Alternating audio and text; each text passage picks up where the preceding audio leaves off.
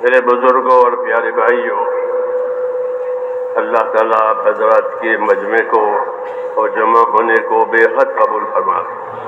بہت قابل رش کا مجمع ہے، پتہ نہیں کب سے بیٹھا ہے، بارشوں میں، دھوپ میں، خشکی میں، ہر حال میں ایک جماؤ کی کیفیت ہے ماشاءاللہ، اور جمع ہوئے ہیں، متوجہ ہیں، یہ بہت بڑی سعادت ہے۔ اللہ تعالیٰ بہت قبول فرماوے اور بہت جزائے خیر دے آپ حضرات کو، اور بہت ترقی سے نوازے اللہ تعالیٰ آپ کو۔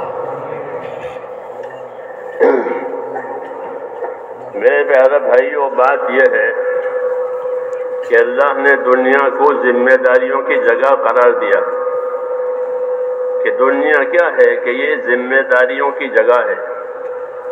دوسری بات کہ دنیا کیا ہے کہ یہ حقوق ادا کرنے کی جگہ ہے، یہ ذمہ داریوں کی جگہ ہے، یہ حقوق ادا کرنے کی جگہ ہے، اور ہر ایک کو ایک مقررہ وقت دیا گیا ہے۔ هو الذی خلقکم من طین ثم قضی اجلا،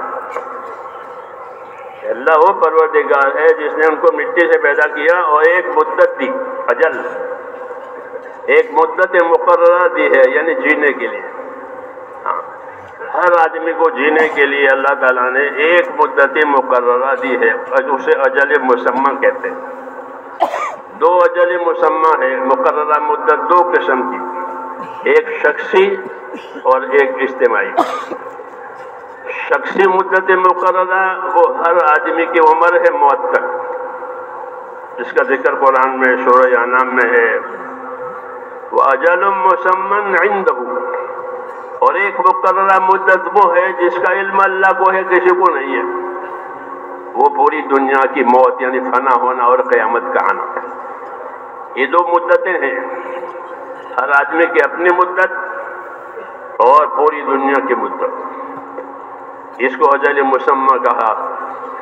پہلی اجل مسمى وہ مدت مقررہ ہے میری آپ کی، اس کو سب جانتے ہیں، اور ایک مدت مقررہ قیامت کا آنا، اس پر ہمارا ایمان ہے کہ ان الساعة آتیۃ لا ریب فیہا، کہ قیامت ضرور آئے گی، اس میں کوئی شک ہی نہیں ہے، لیکن کب آئے گی یہ نہیں بتایا، اس کا علم صرف اللہ کو ہے۔ تو یہ دو مدت مقررہ ہے، اس کو دنیا کہتے ہیں۔ یہ دنیا جو اللہ تعالیٰ نے بنائی ہے، تو میں نے عرض کیا کہ یہ ذمہ داریوں کے پورا کرنے کے لیے بنائی ہے، اور ذمہ داریوں کے پورا کرنے کے لیے بنائی ہے۔ اس کی دلیل کیا ہے کہ ہر آدمی کو اپنی زندگی کا حساب دینا پڑے گا، کیونکہ جس پر ذمہ داری ہوتی ہے وہ حساب دیتا ہے کہ دیکھو آپ نے میرے اوپر یہ ذمہ داری لی تھی، یہ ہو گیا، یہ ہو گیا، ہو گیا، اور یہ باقی ہے۔ تو آخر میں حساب کا ہونا، یوم الحساب، حساب کا دن مقرر ہے کہ آخر میں حساب کا ہونا، یہ دلیل ہے اس بات کی کہ ہمارے اوپر کچھ ذمہ داریاں ہیں، تبھی تو حساب مانگا جائے گا۔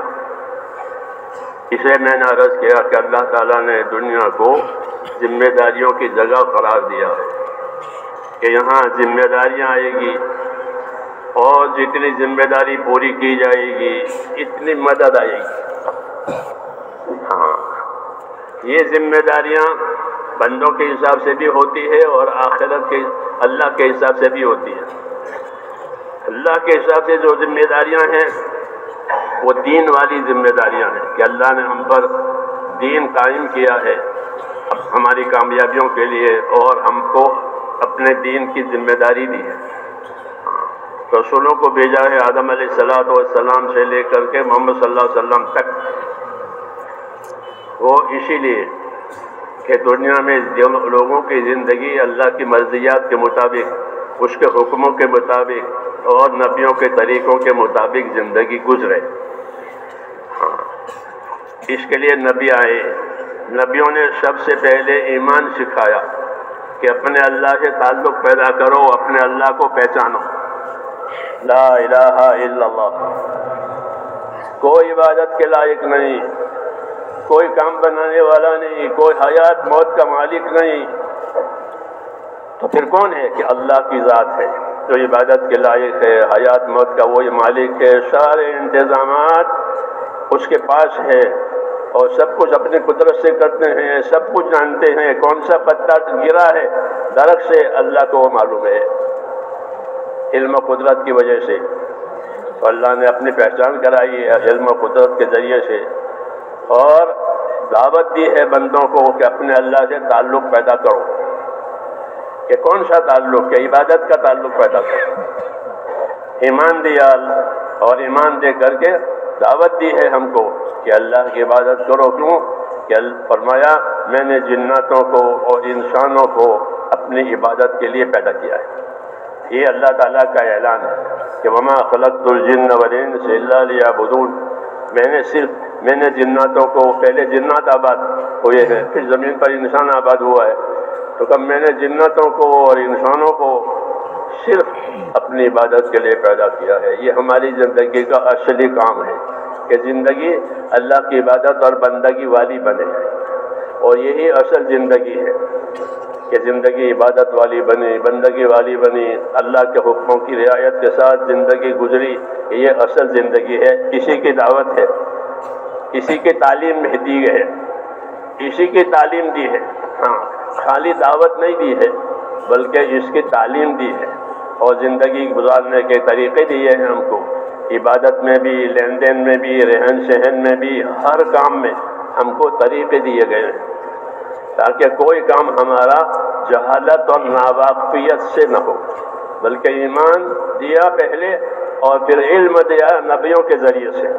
اللہ نے ایمان بھی نبیوں کے ذریعے سے دیا، پھر ایمان کے تقاضے پورا کرنے کے لیے اللہ نے ہم کو علم دیا۔ نحمده ونصلي على رسوله الكريم، اما بعد۔ محترم دوست اور بزرگوں، উনি বলেন যে ভাই এই মাজমা তো বড়ই ভাগ্যবান মাজমা, বিশ্বের মধ্যে বিভিন্ন অবস্থার মধ্যে পুরা মাজমা এখানে জমে আছে। আল্লাহ তাআলা বিশ্বে বিভিন্ন হালাত, বিভিন্ন অবস্থা দিয়া আমাদেরকে পরীক্ষা করেন। আমরা যখন এর মধ্যে জমে আসি, জমে থাকি, আর উনি বলেন কখন থেকে আপনারা এখানে বসে আছেন এবং একটার পর একটা আমল বসে বসে শুনতেছেন। তো সব কিছুই মানুষের তরক্কি এবং উন্নতির বিষয়। আল্লাহ তাআলা আপনাদেরকে বহুত বহুত তরক্কি দান করুন। আর মেরে মহতরম দোস্ত, উনি বলেন যে ভাই দুনিয়ার জিন্দিগি এটা হলো দায়িত্ব পালনের জায়গা আর হলো হক আদায় করার জায়গা।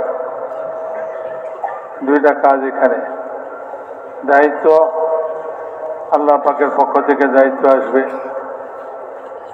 এবং বান্দাদের পক্ষ থেকে দায়িত্ব, এই সব দায়িত্বকে পালন করা। আর হক আছে, সব মখলুকের হক, আল্লাহ তাআলার হক, হককে আদায় করার জায়গা হলো এই দুনিয়া। কিন্তু এই দুনিয়ার জিন্দগিটা দায়িত্ব পালনের জায়গা হইলেও, হক আদায় করার জায়গায় হইলেও খুবই সংক্ষিপ্ত। কারণ আল্লাহ তাআলা কোরআনে পাকের মধ্যে বলছেন, আমি তোমাদেরকে মাটি দ্বারা সৃষ্টি করছি এবং তোমাদের জন্য সময় নির্ধারণ করে দিয়েছি। সময় নির্ধারণ করে দিয়েছেন মানে এটা দুই রকম। একটা হলো যে ব্যক্তিগতভাবে, আরেকটা হলো সারা দুনিয়াব্যাপী সমষ্টিগতভাবে, সারা দুনিয়ার জন্য। দুই রকম। মানুষের ব্যক্তিগত এক এক মানুষের জন্য আল্লাহ তাআলা সময় নির্দিষ্ট করে দিয়েছেন। ওই নির্দিষ্ট সময়ে মানুষ দুনিয়া থেকে বিদায় হয়ে যাবে, মানুষ মারা যাবে। আবার সারা দুনিয়াকে এক সময় আল্লাহ তাআলা ধ্বংস করে দিবেন, শেষ করে দিবেন। তো আল্লাহ তাআলার কাছে এর ইলম আছে, আল্লাহ তাআলা কখন এই সারা দুনিয়াকে খতম করবেন। আর আমাদের মৃত্যু, এটার ইলমও আল্লাহ তাআলার কাছে, আমরা কেউ জানি না।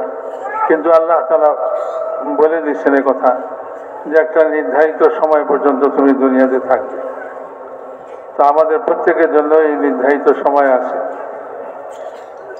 হুয়াল্লাযী খালাকাকুম মিন তিন সুম্মা কাদা আজালা ওয়া আজালুম মুসাম্মান ইনদাহু। তো ওই দুই রকম সময়, এক সময় হলো আমাদের প্রত্যেকের ব্যক্তিগতভাবে আল্লাহ তাআলা একটা সময় ঠিক করে দিয়েছেন, আর এটা হলো সারা দুনিয়াব্যাপী ধ্বংস এবং সারা দুনিয়া ফানা হওয়া, শেষ হয়ে যাওয়া, এটারও একটা সময় আল্লাহ তাআলা নির্ধারণ করে দিয়েছেন। কিন্তু এই দুইটারই ইলম আল্লাহ তাআলার কাছে, কেউ জানে না কখন মৃত্যু হবে, কখন কি হবে, এটা কেউ জানে না। কখন কিয়ামত আসবে এটাও কেউ জানে না।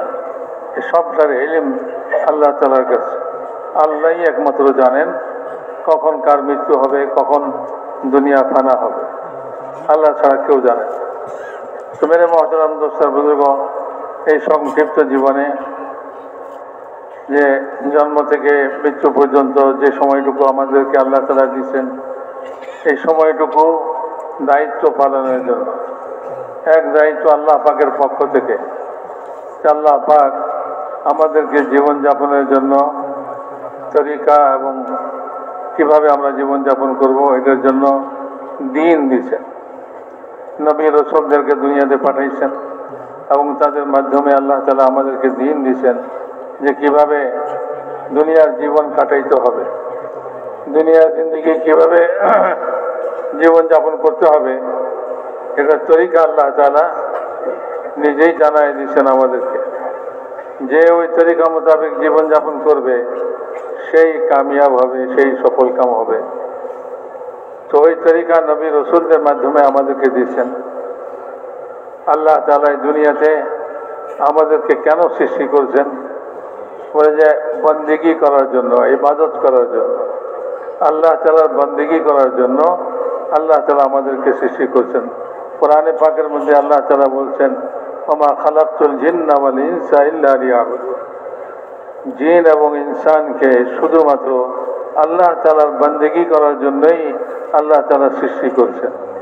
কাজে আমাদের জীবনের এই ইবাদত বন্দেগী কিভাবে আমরা করব, আমাদের জীবনের সর্বক্ষেত্রে আমরা কিভাবে চললে আমরা বন্দেগীওয়ালা জিন্দেগি নিব, এটা নবী রাসূলদের মাধ্যমে আমাদেরকে শিখিয়ে দিয়েছে। এখন যে ওই বন্দেগীওয়ালা জিন্দেগি যাপন করবে এই দুনিয়াতে, সেই প্রকৃতপক্ষে কামিয়াব হবে। এই জন্য মেরে মহতারাম দোস্তার বুজুর্গ, দুনিয়ার জিন্দেগিটা হলো এই দিন যে আল্লাহ তাআলা দিয়েছেন বন্দেগী করার জন্য, এটা একটা জিম্মাদারি, এটা একটা দায়িত্ব। এই দায়িত্ব পালনের জায়গা হলো এই দুনিয়া। যখন এই দুনিয়াতে দায়িত্ব পালন হবে তো আগে সে সামনের দিকে সে কামিয়াব হবে, সফলতা অর্জন করবে।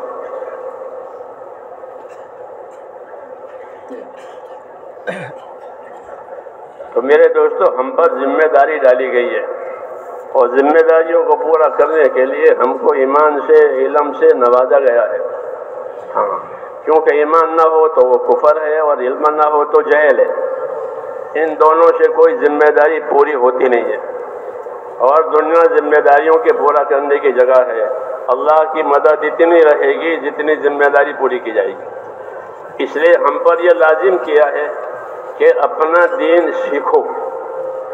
दीन सीखेंगे तो दीन की जिम्मेदारी मालूम होगी। जिस चीज़ को आदमी सीखेगा नहीं, समझेगा नहीं, उसकी जिम्मेदारी कैसे पूरी करेगा?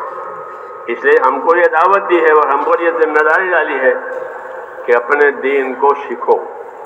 सबसे पहले ईमान दिया है कि ईमान अल्लाह के ताल्लुक़ का नाम है। अल्लाह से ताल्लुक़ पैदा करना है, बंदगी का। अल्लाह से हमारा ताल्लुक़ बंदगी और इबादत का है। अल्लाह से किसी की कोई रिश्तेदारी नहीं है। तो पहला ये है कि ईमान, और ईमान ये इसलिए दिया है कि उसके ज़रिए से अल्लाह को पहचान करके अल्लाह का हक़ अदा करें, क्योंकि ये हुकूक अदा करने की जगह है।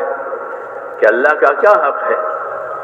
कि अल्लाह का हक़ ये है कि उसी की इबादत की जाएगी, उसके साथ किसी को शरीक नहीं किया जाएगा। ये हदीस शरीफ में है कि अल्लाह का हक़ ये है कि अल्लाह की इबादत की जाएगी, उसके साथ किसी को शरीक नहीं किया जाएगा। वो अकेला है अपनी शान में, अपनी तमाम सिफात में, अपने माबूद होने में, और वो जो कुछ करता है अपनी कुदरत से करता है, अपने इरादे से, अपने फैसले से करता है। हाँ, ज़मीनों में, आसमानों में जो कुछ होगा वो अल्लाह की कुदरत से होगा, अल्लाह के फैसले से होगा। ایک پتا بھی اللہ کے ارادے کے بغیر جھڑ نہیں سکتا.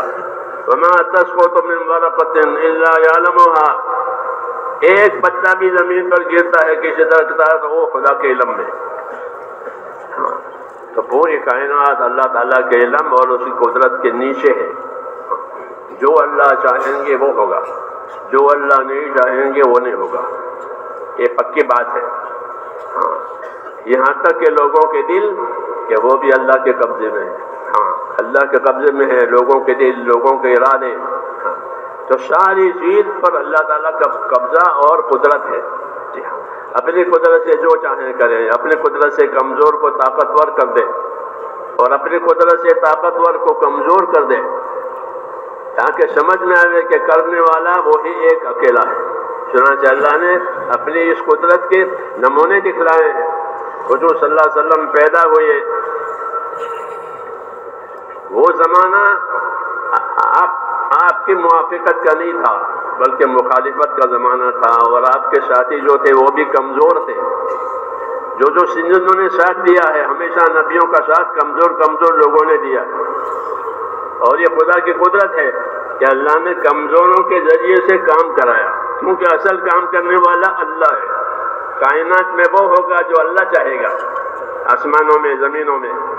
اس لیے ہمیشہ یہ ہوا ہے کہ کمزوری پہلے آئی ہے، اور اس کمزوری میں اللہ کی طرف توجہ ہونے کی وجہ سے، اللہ سے تعلق ہونے کی وجہ سے اللہ تعالیٰ مدد کرتے ہیں. اللہ مدد کرتے ہیں کمزوروں کی. حدیثوں میں ہے کہ تمہاری مدد جو ہوگی تمہارے کمزوروں کی وجہ سے ہوگی. بوڑھے ماں باپ ہوتے ہیں تو بوڑھے ماں باپ کی وجہ سے ان کے بیٹوں کو جاب ملتے ہیں، ان کے بیٹوں کو روزی ملتی ہے. وہ بیٹا سمجھتا ہے میں جاب کرتا ہوں، اس کی بیوی سمجھتی ہے کہ ہم جاب کرتے ہیں ماں باپ کو پالتے. نہیں، بلکہ ان کو جو روزی اور جاب ملی ہے وہ ماں باپ کی کمزوری کی وجہ سے ملی ہے. وَهَلْ تُرْزَقُونَ وَتُنْصَرُونَ إِلَّا بِضَعْفَائِكُمْ، کہ تم کو جو رزق ملتا ہے اور تم کو جو مدد ملتی ہے وہ تمہارے کمزوروں کی وجہ سے ملتے ہیں. ماں باپ کمزور ہوتے ہیں یا اولاد چھوٹی ہوتی ہے، وہ کمزور ہوتی ہے، وہ کما نہیں سکتی. ان کمزور اولاد کی وجہ سے اللہ تعالیٰ روزی دیتا ہے. ایک نظام ہے اللہ تعالیٰ کا کہ کمزوروں کی وجہ سے مدد ہوگی. جی ہاں، اس لیے میرے دوستو ہمارے اندر کمزوری ہے تو اس سے نا امید نہیں ہونا چاہیے. اپنی کمزوری کی وجہ سے دبنا نہیں چاہیے، بلکہ اپنی ہمت، اپنے حوصلے سے اپنی ذمہ داریاں پوری کرنی چاہیے. کیونکہ اللہ کی مدد ہمیشہ کمزوروں کے ساتھ رہی ہے، کہ کمزوروں کی وجہ سے اللہ مدد کرتا ہے. میں نے کہا نہیں، ماں باپ کمزور ہیں، کپانی تو ان کی وجہ سے روزی ملتی ہے. بچے کمزور ہیں، ان کی وجہ سے روزی ملتی ہے.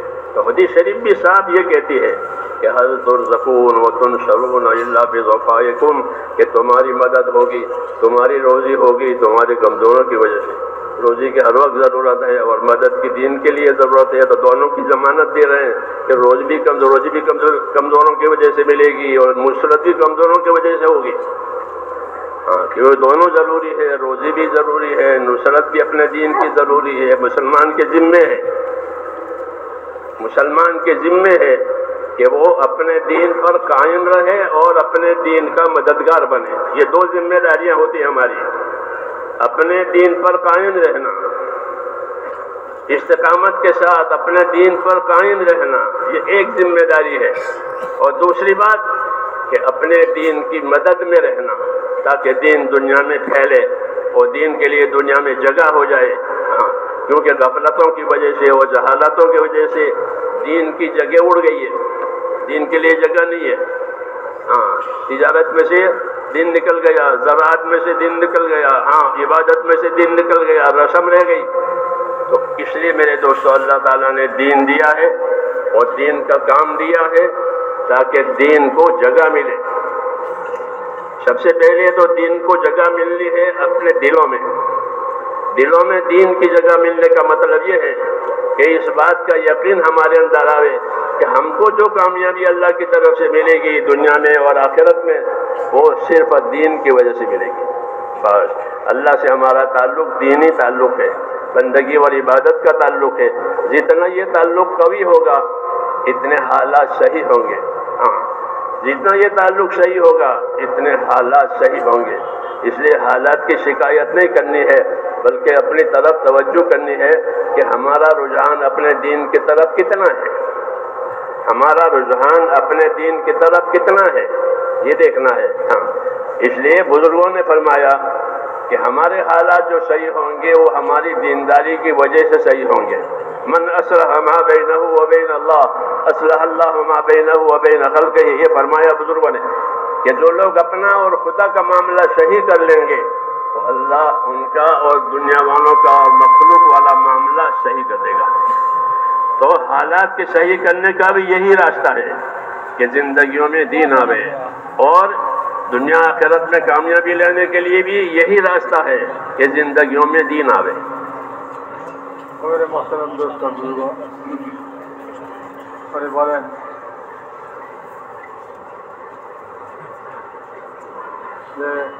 দুনিয়া জিম্মেদারি আদায় করার যায়, তো দুনিয়া জিম্মেদারি আদায় করার মধ্যে জিম্মেদারিটা কি, দায়িত্বটা কি? আল্লাহ পাকের পক্ষ থেকে যে দায়িত্ব মানুষের এবং জিন এবং মানুষকে দেওয়া হয়েছে সেটা হলো আল্লাহ তাআলার বান্দিগি করা।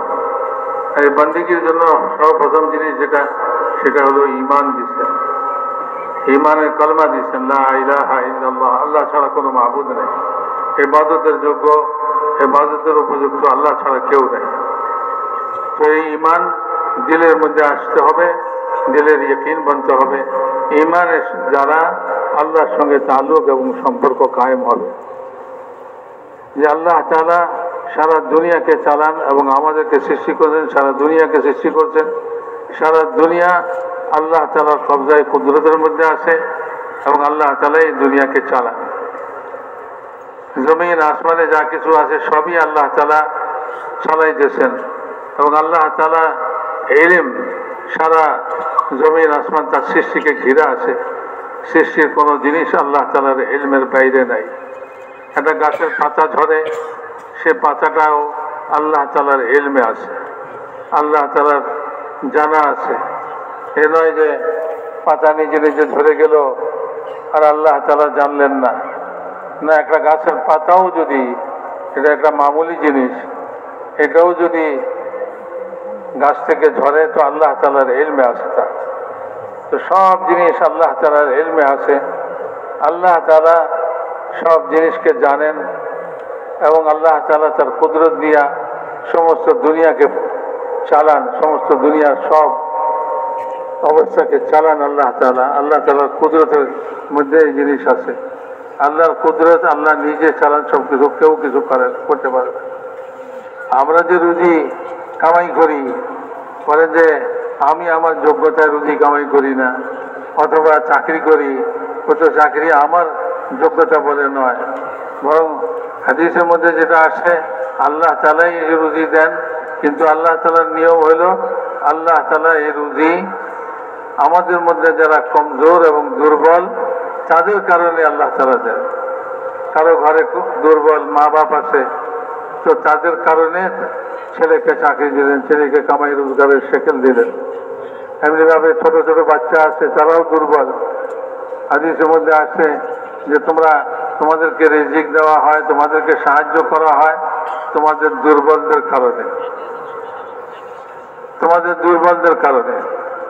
কাজে আমরা সবাই দুর্বল, আল্লাহ তাআলা এই দুর্বলদেরকে আল্লাহ তাআলা সাহায্য করেন, দুর্বলদেরকে আল্লাহ তাআলা সাহায্য করেন।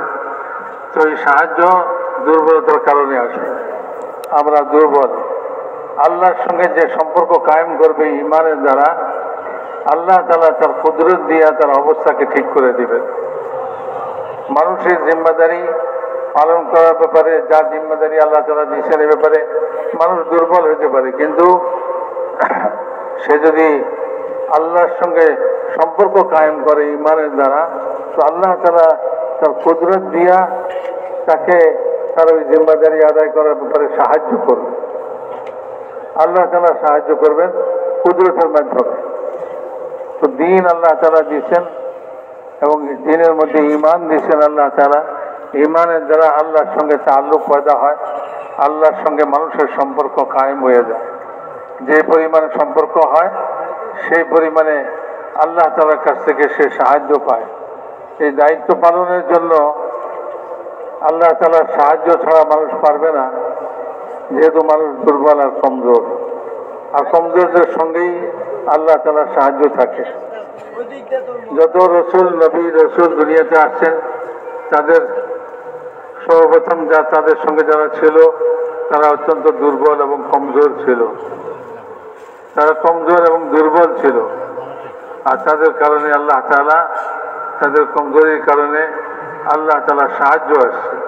আর আল্লাহ তাআলার সাহায্য যখন হয়েছে তখন রাস্তা খুলে গেছে এবং দিন ছড়ায় পড়ছে, মানুষ এটাকে গ্রহণ করছে। নবী রসুলদের সঙ্গে যারা ছিল তারা সবাই দুর্বল ছিল। রসুল পাক সাল্লাল্লাহু আলাইহি ওয়াসাল্লামের সঙ্গেও যারা প্রথম ছিলেন তারাও দুর্বলই ছিলেন, কিন্তু এই দুর্বলতার কারণে আল্লাহ তাআলার সঙ্গে যেহেতু তাদের তাল্লুক হয়ে গেছে, সম্পর্ক হয়ে গেছে, তো আল্লাহ তাআলা তখন দুর্বলদেরকে আপন সাহায্যের দ্বারা সবল করে দেন। তো আমরা যদি আমাদের মধ্যে যদিও দুর্বলতা আছে, তো আমাদের এই দুর্বলতা আল্লাহ তাআলার সাহায্যের দ্বারা আমাদেরকেও আল্লাহ তাআলা সবল করে দিবেন। আমাদেরকে দুইটা জিম্মাদারি, একটা হলো দ্বীন দিছেন, আবার এই দ্বীন দুনিয়াতে চালু করার জন্য এক মেহনত দিছেন। দুইটা জিনিস দিছেন। আমি নিজে থেকে দিনদার হই, এটা হলো আমার দিলের ভিতরে দ্বীনের উপরে বিশ্বাস আর ইয়াকিন পয়দা হয়, আল্লাহর উপরে ইয়াকিন এবং বিশ্বাস পয়দা হয় যে আল্লাহই সব কিছু করেন, আল্লাহই শক্তিশালী, এবং এই দ্বীনের উপরে চলার দ্বারাই আল্লাহ তাআলার সাহায্য পাওয়া যাবে এবং আল্লাহ আমাকে সাহায্য করবেন। তো এক জিম্মাদারি হলো নিজের জিন্দগিতে দ্বীন আনা, নিজের জিন্দগিতে দ্বীন আনা। আরেক দায়িত্ব হলো যে দুনিয়াতে দ্বীনকে ছড়ায়, দ্বীনকে প্রচার করা এবং দ্বীনকে জিন্দা করা। তো যতই বাধা আসুক না কেন, যদি সাহস এবং হিম্মতের সঙ্গে কেউ ওই দ্বীনের মেহনত করার জন্য তৈরি হয়ে যায়, তো আল্লাহ পাকের সাহায্য আসে। সাহসের সঙ্গে, সাহসিকতার সঙ্গে এই দ্বীনের মেহনতের জন্য আগায় আসে, আল্লাহ তাআলার সাহায্য তার সঙ্গে হয়ে যাবে এবং আল্লাহর সাহায্যে দ্বীন দুনিয়াতে জিন্দা হয়ে যাবে। তো দুইটা জিম্মাদারি প্রত্যেক মানুষের আমাদের উপরে। একটা হলো দ্বীন আমাদের নিজের জিন্দগিতে আনা এবং এই দ্বীনকে দুনিয়াতে ছড়াইবার জন্য, দ্বীনকে জিন্দা করার জন্য মেহনত করা। এই দুই মেহনত আমাদেরকে করতে হবে। तो अल्लाह ताला ने हमको, मेरे दोस्तों, ये दो चीजें अता फरमाई है, एक ईमान दिया है, एक इल्म दिया है। इन दोनों का क्या तकाजा है कि ईमान और इल्म का क्या तकाजा है? ईमान और इल्म का तकाजा ये है कि रोए ज़मीन पर अल्लाह की इताअत की जाए। ये असल मसला है कि ज़िंदगी इताअत वाली बने। तमाम नबियों की दावत, तमाम नबियों की तालीम इसी के लिए है कि ज़िंदगी एक की, हम में से एक की ज़िंदगी अल्लाह के इताअत और ताबेदारी पर गुजरे। वमा अरसलना मिन रसूलिन इल्ला लियुता बिइज़्निल्लाह, कि जब कभी हमने ज़मीन पर कोई रसूल भेजा है तो उसका काम यही होता था कि वो रसूल दावत दे, तालीम दे, ताकि ज़िंदगियों में अल्लाह की इताअत आ जावे। आदमी के पास इताअत के दो रास्ते हैं। एक रास्ता यही नबियों वाला कि अल्लाह के हुक्मों को जानना, तरीक़ों को जानना, उसके मुताबिक इताअत करना। दूसरा रास्ता ख्वाहिशों का रास्ता है।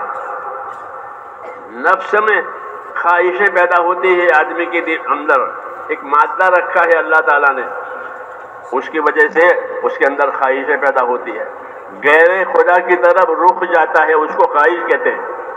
गैर खुदा की तरफ जो रुख जावे कहते हैं वो ख्वाहिश है। उसके लिए अंदर एक ताकत रखिए, नफ्स की ताकत रखिए।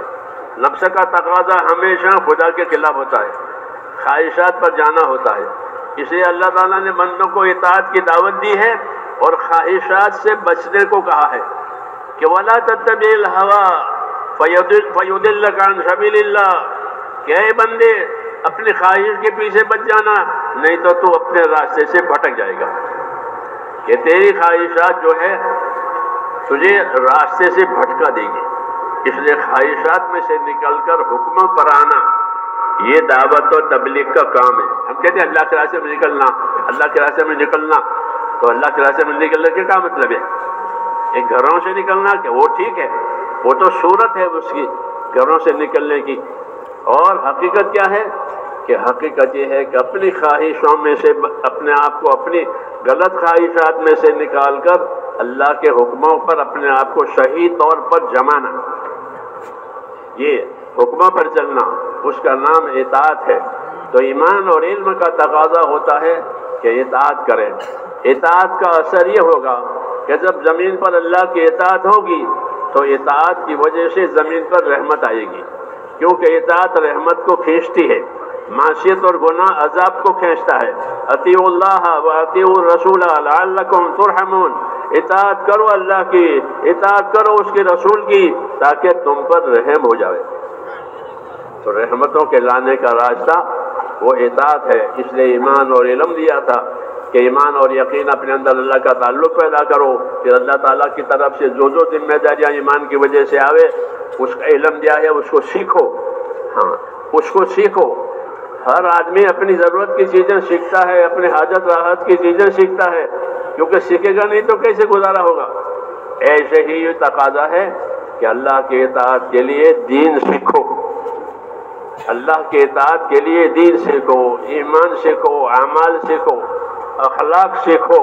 یہ سیکھنے کی چیز ہے، اور نبیوں کے ذریعے سے انہی چیزوں کی تعلیم دی جاتی ہے، ایمان کی، اعمال کی، اخلاق کی۔ ایمان اور اعمال کا تعلق اللہ سے ہے، اخلاق کا تعلق بندوں سے ہے، کہ ایمان اور اعمال کے ذریعے سے اللہ راضی ہو جائے گا، اللہ کے حقوق ادا ہوں گے۔ دوسرا کہ اخلاق کا مطلب یہ ہے کہ اللہ کے بندوں میں بندہ بن کر رہے، بڑا بن کر نہ رہے، اللہ کے بندوں میں بندہ بن کر رہے کہ یہ بھی بندے ہیں، میں بھی ایک بندہ ہوں، ان کی بھی ذمہ داری ہے، میری بھی ایک ذمہ داری ہے، کہ اللہ کے بندوں میں کیسے رہو گے، اللہ کے ساتھ کیسے رہو گے، کہ اللہ کے ساتھ ایمان اور اخلاص کے ساتھ رہیں گے، یعنی اللہ پر ایمان لائیں گے اور اخلاص کے ساتھ اس کے حکموں کو پورا کریں گے۔ وَمَا أُمِرُوا إِلَّا لِيَعْبُدُوا اللَّهَ مُخْلِصِينَ لَهُ الدِّينَ، کہ ان کو یہی حکم دیا گیا تھا۔ کیا حکم دیا گیا تھا؟ کہ یہ اللہ کی عبادت اور بندگی میں رہیں اخلاص کے ساتھ، یعنی اللہ کو راضی کرنے کے لیے کریں، دوسری کوئی غرض نہ ہو۔ ایمان کا یہی تقاضا ہے کہ جس خدا پر ایمان لائے ہیں اسی خدا کو راضی کرنے کے لیے اپنی ہر چیز کرنی ہے، اور کوئی غرض درمیان میں نہ آوے، اللہ کو راضی کرنا ہے۔ یہی حکم ہے کہ وَمَا أُمِرُوا إِلَّا لِيَعْبُدُوا اللَّهَ مُخْلِصِينَ لَهُ الدِّينَ، کہ ان کو یہی حکم دیا گیا تھا کہ وہ اللہ کی عبادت اور بندگی پر رہیں اخلاص کے ساتھ، اللہ کو راضی کرنے کے لیے۔ ہاں، عام طور پر اخلاص کی طرف توجہ نہیں ہوتی، لیکن ہماری دعوت میں یہ بھی ہے کہ اپنے کام کو اللہ کو راضی کرنے کے لیے کرو، اپنے کاموں کو نبی کے طریقے پر کرو تاکہ اللہ راضی ہے، اللہ راضی رہے۔ نبی کے طریقے سے ہی اللہ راضی ہے، باقی دوسرے طریقوں سے اللہ راضی نہیں ہے۔ اس لیے علم بھی ہوگا، دین سیکھنا بھی ہوگا، اور اپنی نیتوں کو صحیح کر کے اللہ کے لیے کرنا، جو کچھ کرے اللہ کے لیے کرے، کوئی چیز چھوڑے تو اللہ کے لیے چھوڑے، کرے تو اللہ کے لیے کرے، تو اس سے دین بنے گا، اور تھوڑا عمل بھی کافی ہو جائے گا، کیونکہ اخلاص والا ہے، اخلاص والا ہے تو تھوڑا عمل بھی کافی ہو جائے گا۔ اخلص دینک یکفیک العمل القلیل، اپنے دین میں اخلاص پیدا کرو، اللہ کے راضی ہونے کی فکر کرو تو تھوڑا عمل بھی بہت ہو جائے گا۔ تو ہم کو ایمان کی دعوت دی ہے اس علم میں، اور ہم کو اخلاص کی دعوت دی ہے، ہاں، کہ اخلاص کے ساتھ رہو، کوئی غرض نہ ہو، کسی سے تعلق ہے تو اخلاص کی وجہ سے ہے، کسی سے ناراضگی ہے تو اخلاص کی وجہ سے ہے، اپنی ذاتی نہیں۔ اس لیے کہا کہ اپنے سینوں کو صاف رکھو، اپنے سینوں کو، اپنے دلوں کو صاف رکھو دوسروں کی طرف سے، اور اپنے اندر حسن ظن پیدا کرو، اللہ تعالیٰ سے بھی اچھا گمان رکھو، اور آپس میں بھی اچھا گمان رکھو تاکہ خیر ہماری طرف آوے، کیونکہ یہی خیر لانے کا راستہ ہے۔ ایمان آوے، علم آوے، آپس کے تعلقات صحیح ہو جائیں۔ তো মেরা মোহতারাম দোস্ত বলবো বলে যে ভাই আল্লাহ তাআলা আমাদেরকে যে উদ্দেশ্যে দুনিয়াতে পাঠিয়েছেন সেই উদ্দেশ্য পুরো করার জন্য দুইটা জিনিস দিচ্ছেন, এক হলো ঈমান আর একটা হলো ইলম। ইলম দিছেন, ঈমান দিছেন। ঈমানের দ্বারা আল্লাহ তাআলার সঙ্গে তাআল্লুক এবং সম্পর্ক কায়েম হবে। আর ইলমের দ্বারা যে আমি এই কথাটা জানবো এবং শিখবো যে কিভাবে আল্লাহ তাআলার হককে আদায় করা যায়, ইবাদত কিভাবে করা যায়, ইবাদত করার তরিকা পদ্ধতি কি হবে, আমার জিন্দগির সব কাজ কিভাবে ইবাদত বন্দেগী হয় করে, যে এটার জন্য আল্লাহ তাআলা ইলম দিছেন। তো একদিকে ঈমান দিচ্ছেন, আরেকদিকে ইলম দিচ্ছেন। তো ঈমানের দ্বারা আল্লাহ তাআলার সঙ্গে তাআল্লুক এবং সম্পর্ক কায়েম হবে আমার, আর ইলমের দ্বারা আমি শিখবো। এই তবলিগে যাওয়া এটাই উদ্দেশ্য, যে আমরা আমাদের দ্বীনকে শিখি। তো ইতাআত ওয়ালি জিন্দগি, ইবাদত মানে হলো ইবাদতের জিন্দগি, মানে আল্লাহ তাআলার হুকুমকে মানার জিন্দগি, আল্লাহ তাআলার হুকুমকে মানার জিন্দগি। এবং কোরআনে পাকের মধ্যে আল্লাহ তাআলা এই কথা বলছেন যে তোমরা যদি আল্লাহ ইতাআত করো এবং আল্লাহ রসুলের ইতাআত করো, অর্থাৎ তাদের এই দুইজনকে যদি তোমরা মেনে চলো, যে তরিকা যে পদ্ধতি তোমাদেরকে বলা হয় সেটা যদি পালন করো, সেভাবে যদি তোমাদের জিন্দগি চালাও, তো ইতাআত হবে। তো এই ইতাআতের দ্বারা কি হবে বলে আল্লাহ তাআলার রহমত আসবে। ইতাআত আল্লাহ তাআলার রহমতকে টেনে আনে। আর বলে যে নাফরমানি, এটা আল্লাহ তাআলার আযাবকে টেনে আনে। আতিউল্লাহ ওয়া আতিউর রাসূল লাআল্লাকুম তুরহামুন। কোরআনে পাকের মধ্যে আল্লাহ তাআলা বলছেন রহমত নাযিল হবে তোমাদের উপরে তোমরা যদি ইতাআতের উপরে আসো। তো মেরে মুহতারাম দোস্ত বুজুর্গ, আমাদেরকে আল্লাহ তাআলা এই দুনিয়ার জিন্দগি দিছেনই এই জন্য যাতে আমরা আল্লাহ তাআলার ইতাআতের সঙ্গে চলি। ইতাআতের দুই রকম, এক ইতাআত হলো আল্লাহ তাআলার ইতাআত, আল্লাহ রসুলের ইতাআত, আল্লাহ রসুলকে মেনে চলা, ইতাআত মানে মেনে চলা। আরেকটা ইতাআত হলো মানুষের ভিতরে নফস আছে একটা, মানুষের ভিতরে তার মন, তার খায়েশ, এটার ইতাআত করে। তো নফসের আর খায়েশ এ সব সময় আল্লাহ তাআলার হুকুমের বিপরীত হয়। তো আল্লাহ তাআলা যেভাবে চলতে বলে এর বিপরীত চলা, এটাই হলো খায়েশ মতো চলতেছে সে, আল্লাহ তাআলার হুকুম মতো চলা, আর না হলে সে তার খায়েশ মতো চলতেছে, খায়েশের তাবেদারি করতেছে, খায়েশ যেরকম বলে সেরকম করতেছে। তার ভিতরে একটা নফস আছে, আল্লাহ তাআলা এই শক্তি তার ভিতরে রাখছেন যে এই নফস অনেক কিছু চায়, নফস তাকে টেনে নিয়ে যায়। তো নফসের তাকাজা সবসময় আল্লাহ তাআলার বিপরীত হয়, আল্লাহ তাআলার হুকুমের বিপরীত হয়। তো দুই রকম ইতাআত আছে। এক রকম ইতাআত হলো নফসের ইতাআত করা, আরেক রকম ইতাআত হলো আল্লাহ এবং আল্লাহ রসুলের ইতাআত করা। আল্লাহ রসুলের ইতাআত বলে এটা তো রহমত টেনে নিয়ে আসবে, আর ওই নফস খায়েশের ইতাআত যদি করি তাহলে এটা আযাব টেনে নিয়ে আসবে। সেই জন্য মেরে মুহতারাম দোস্ত বুজুর্গ, আল্লাহ তাআলা দুনিয়াতে আমাদেরকে জিম্মাদারি দিয়েছেন, যে এই জিম্মাদারি পালনের জন্য এই দুনিয়ার জিন্দগি দিয়েছেন। জিম্মাদারি একটা হলো ঈমান, আরেক হলো আমল, আরেক হলো ইলম, আরেক হলো আখলাক। মানুষ ঈমান, আমল, আখলাক এগুলিকে শিখবার জন্য এগুলি কিভাবে আমি আল্লাহর সঙ্গে সম্পর্ক কায়েম করব এবং কিভাবে আমি আল্লাহ তাআলার হুকুমকে মানবো, এটার জন্য তো ইলম জরুরি। ইলম ছাড়া কিভাবে হবে? সেই জন্য আল্লাহ তাআলা ইলম নাযিল করছেন যাতে আমরা ঈমান আর আমলকে আল্লাহকে রাজি করার উদ্দেশ্যে করতে পারি। সেই জন্য বলেন যে তিনটা জিনিস ঠিক করতে হবে, একটা হলো আমার ঈমান আর আমার আমল, আরেকটা হলো আমার আখলাক।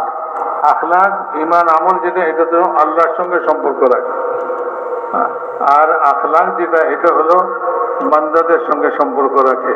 আখলাক মানে নিজেকে আল্লাহ তাআলার একজন বান্দা হিসেবে দুনিয়াতে মনে করা চাই, আমি এক বান্দা, আল্লাহ আরো যত আছে সবাই বান্দা, তাদেরও জিম্মেদারি আছে, তাদের উপরেও দায়িত্ব আছে, আমার উপরেও দায়িত্ব আছে।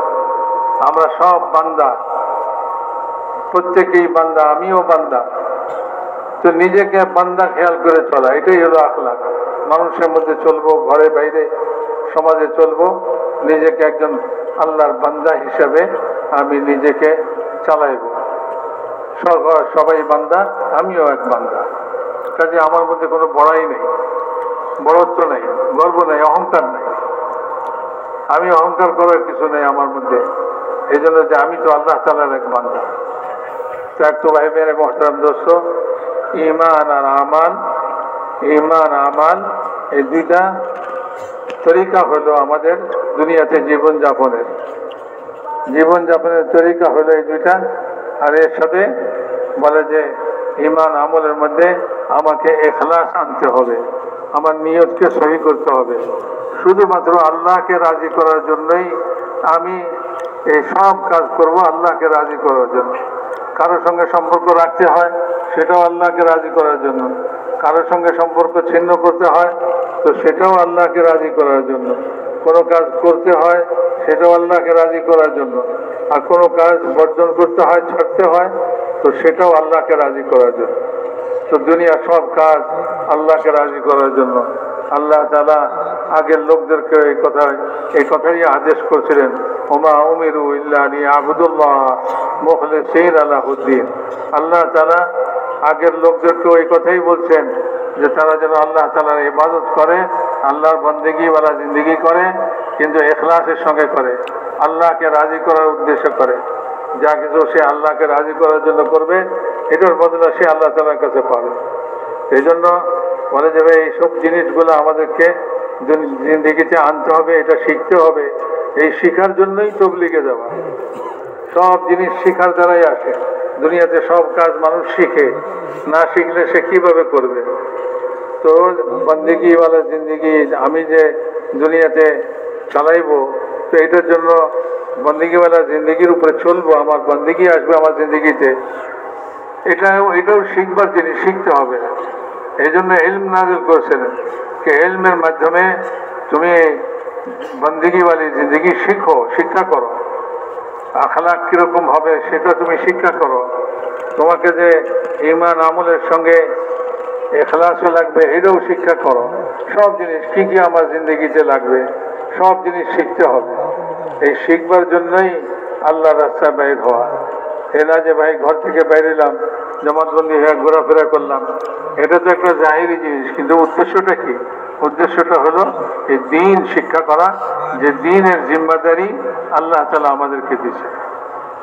ये कहना है कि अल्लाह ने ईमान और इल्म जो दिया है वो इताअत को जिंदगियों में लाने के लिए दिया है, और इताअत ही हिदायत का जरिया है, इताअत ही रहमतों का जरिया है।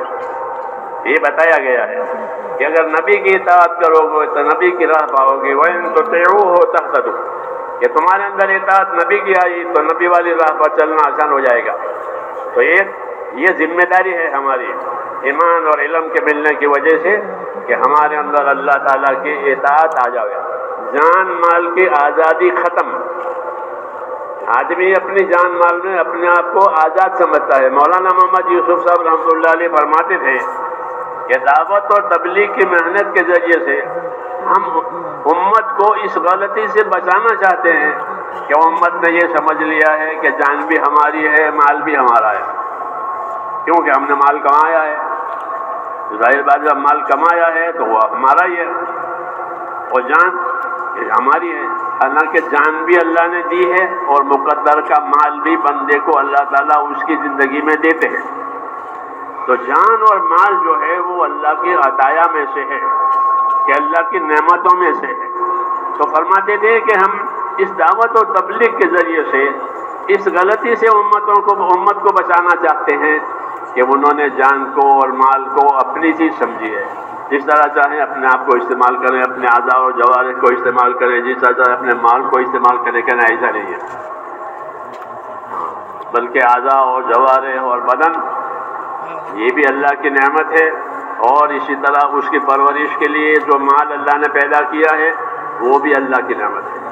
तो हयात भी अल्लाह की नेमत और माल भी अल्लाह की नेमत, ये दोनों अल्लाह ताला की बड़ी नेमतें हैं। हयात और हयात के गुजारे के लिए माल पैदा किया है अल्लाह ने। हदीसों में है कि माल जिंदगी का बेहतरीन सहारा है। अलमाल नेमल मऊना, हदीस बात में है कि माल जिंदगी का बेहतरीन सहारा है। तो माल क्यों पैदा किया है? कि वो ज़िंदगी का सहारा है, ज़िंदगी की हाजतें, ज़िंदगी की ज़रूरतें, राहतें इससे पूरी होती है, और इसलिए ये दिया गया है। तो تو جان کو بھی امانت سمجھنا ہے، مال کو بھی امانت سمجھنا ہے۔ فرماتے تھے ہم اس غلطی سے امت کو بچانا چاہتے ہیں کہ انہوں نے جان مال کو اپنا سمجھ لیا ہے، کہ نہیں اپنا نہیں ہے، وہ تو ہے حیات کا بھی حساب ہے اور مال کا بھی حساب ہے کہ زندگی کہاں گزری یہ پوچھا جائے گا، اور مال کہاں سے آیا اور کہاں خرچ ہو گیا کہ یہ بھی پوچھا جائے گا۔ اس اعتبار سے ہماری زندگی اور ہمارا مال اسباب یہ اللہ کی امانتیں بھی ہیں اور اللہ کی نعمتیں بھی ہیں۔ اور دیا کیوں گیا ہے کہ دیا اس لیے گیا ہے کہ جس طرح اپنی حاجتیں پوری کرتے ہو جان مال سے اللہ کے حقوق ادا کرو، جس طرح اپنے حاجت راحت میں جان مال استعمال کرتے ہو اسی طرح اس جان مال کو اللہ کے حقوق میں استعمال کرو۔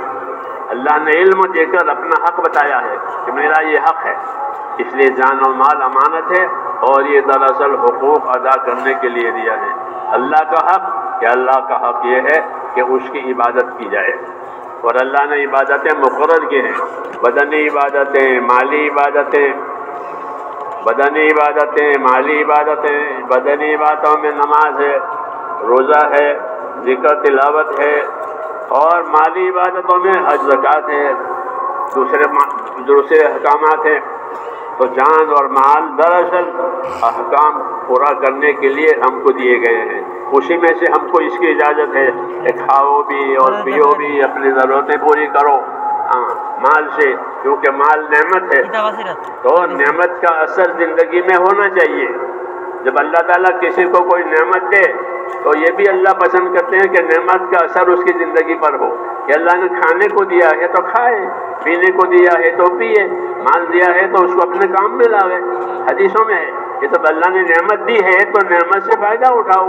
ان اللہ یحب ان یری اثر نعمتہ علی عبدہ اثر نعمتہ، کہ اللہ کو یہ پسند ہے کہ بندے کو جب کوئی نعمت ملے تو اس نعمت کا اثر بھی اس کی زندگی پر ہو، یعنی کھانا دیا ہے تو کھائے، پہننا دیا تو پہنے، جو نعمت دی ہے اس نعمت کا اثر اپنے پر ہو، یعنی اس کو استعمال کرے۔ اس سے بھی اللہ خوش ہوتے ہیں کہ اپنی حاجت راحت اس کے ذریعے سے پوری کرو، اور اس مال اور جان سے جو حقوق اللہ تعالیٰ کے واجب ہوتے ہیں وہ تو ادا کرنا ہے ہی، اسی میں تو اطاعت ہے۔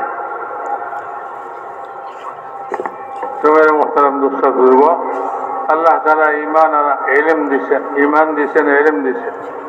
তো ইমান এলেমের দ্বারা আল্লাহ তাআলার উদ্দেশ্য হলো আমাদের জিন্দেগি যেন ইতাআতের উপরে আসে, আল্লাহ আল্লাহর রসুলকে মানার উপরে আসে, আল্লাহ আল্লাহর রসুলকে মেনে চলি আমরা।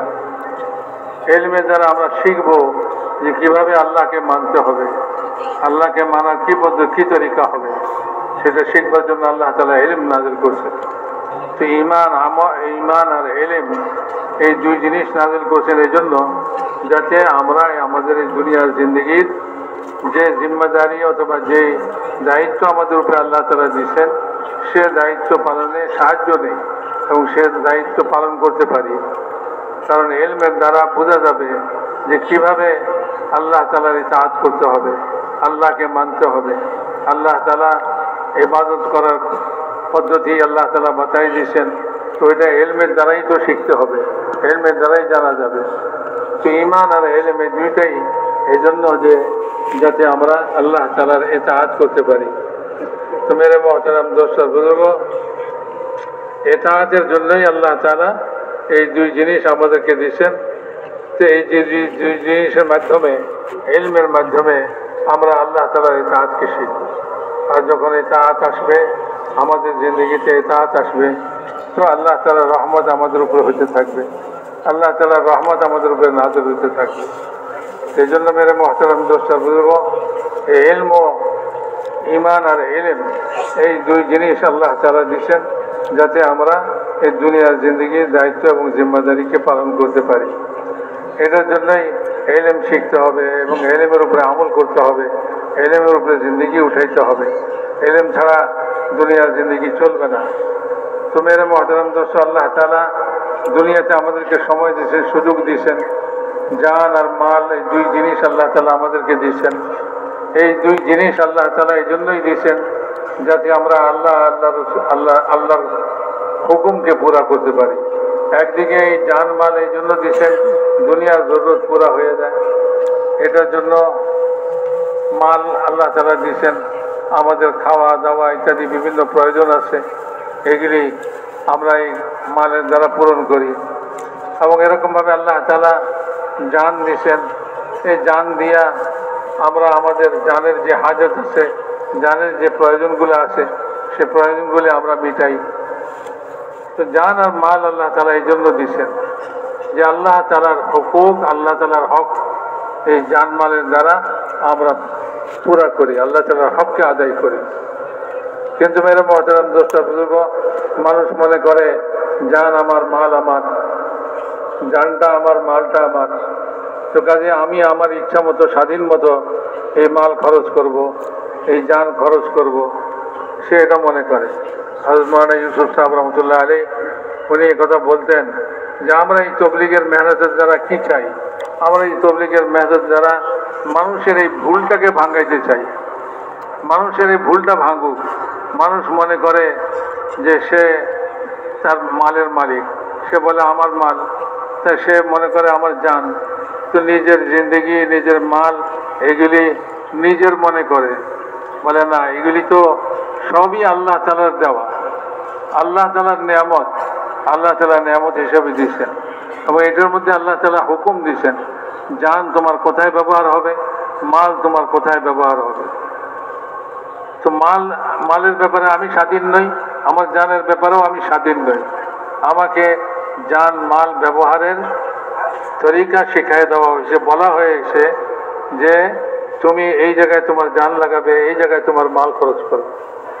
তো মাল খরচ করার, জান খরচ করার দুইটা জায়গা, একটা হলো নিজের প্রয়োজনের মধ্যে খরচ করা, নিজের প্রয়োজনে খরচ করা। আমার ক্ষুধা লাগছে, আমার মাল দিয়ে আমি খানা খাইলাম, আমার কাপড়ের দরকার, আমার মাল দিয়ে আমি কাপড় পরিধান করলাম। আল্লাহ তাআলা এটা চান যে আমি মাল দিছি তোমাকে, মাল দিয়ে তুমি তোমার চাহিদাকে পূরণ করো। হাদিসের মধ্যে আসছে যে আল্লাহ তাআলা চান যে আল্লাহ তাআলার নিয়ামত বান্দার মধ্যে প্রকাশিত হোক এবং আল্লাহ তাআলার নিয়ামত বান্দার মধ্যে জাহের হোক। আল্লাহ এটা দেখতে চান যে আমার নিয়ামত সে ভোগ করতেছে এবং আমার নিয়ামত দিয়া সে তার জিন্দগির সব হাজতকে পুরো করতেছেন। আল্লাহ তাআলা মাল দিয়েছেন তো সে খাইতেছে, ভালো জিনিস দিয়েছেন তো সে এটাকে ব্যবহার করতেছে। তো আল্লাহ তাআলাও চান যে আমার নিয়ামতের আসর আমি আমার বান্দার মধ্যে দেখতে চাই। এরকম না যে আল্লাহ তাআলা নিয়ামত দিয়েছেন, বান্দা ওই নিয়ামতকে গোপন করলো, প্রকাশই করলো না, এটার কোনো আসরই দেখা গেল না। আর মানুষের সবার কাছে এই ধারণা হলো আরে আল্লাহ তাআলা তো ওরে কিছুই দেয়নি। না না, আল্লাহ তাআলা যে তাকে মাল দিয়েছেন, আল্লাহ তাআলাকে তাকে নিয়ামত দিয়েছেন, এই নিয়ামতের আসর আল্লাহ তাআলাও দেখতে চান আমার মধ্যে। তো একটা হলো যে আমার মাল খরচ আমি আমার জরুরত এবং প্রয়োজনের মধ্যে করব। আর দ্বিতীয় হলো এই মাল খরচ করা, জান খরচ করা, বলে যে আল্লাহ তাআলা যেই কাজের জন্য, যে জিম্মাদারির জন্য আল্লাহ তাআলা আমাদেরকে, যে দায়িত্ব দিয়ে আল্লাহ তাআলা আমাদেরকে পাঠাইছেন যে আল্লাহ তাআলার ইতাআত করবে, আল্লাহ তাআলার ইবাদত করবে, তো আল্লাহ তাআলার ইবাদত করার জন্য সেখানেও খরচ হবে এই মাল আর এই জান। তো আমার খায়েশ মতো, আমার ইচ্ছা মতো যেখানে খুশি সেখানে খরচ হবে না, বরং আল্লাহ তাআলা যেখানে এই জান মাল খরচ করতে বলছেন সেখানে খরচ হবে। একটা হলো এই জান মাল এগুলি আমার উপরে খরচ হোক, আমার নিজের কাজে, নিজের দুনিয়াবি প্রয়োজনে খরচ হবে, এটাও আল্লাহ তাআলার হুকুম আছে।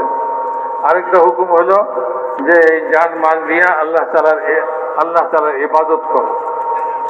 যেমন ইবাদতের মধ্যে কিছু ইবাদত আছে যদি শুধু এই শরীর দিয়ে আদায় করতে হয়, নামাজ বলেন, রোজা বলেন, জিকির বলেন, তেলাওয়াত বলেন ইত্যাদি, এই সমস্ত ইবাদত শুধু এই জান দিয়ে আদায় হয়। আবার কিছু ইবাদত আছে যেগুলি জানমাল উভয়টাই লাগে, জানমাল উভয়টাই লাগে, যেমন হজ আছে, অথবা মাল খরচ হয়, যেমন যাকাত আছে।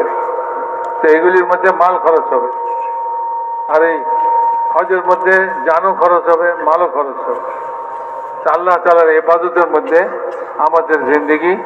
আমাদের জিন্দেগি চলে, এর জন্যই আল্লাহ তাআলা জান মাল দিয়েছেন।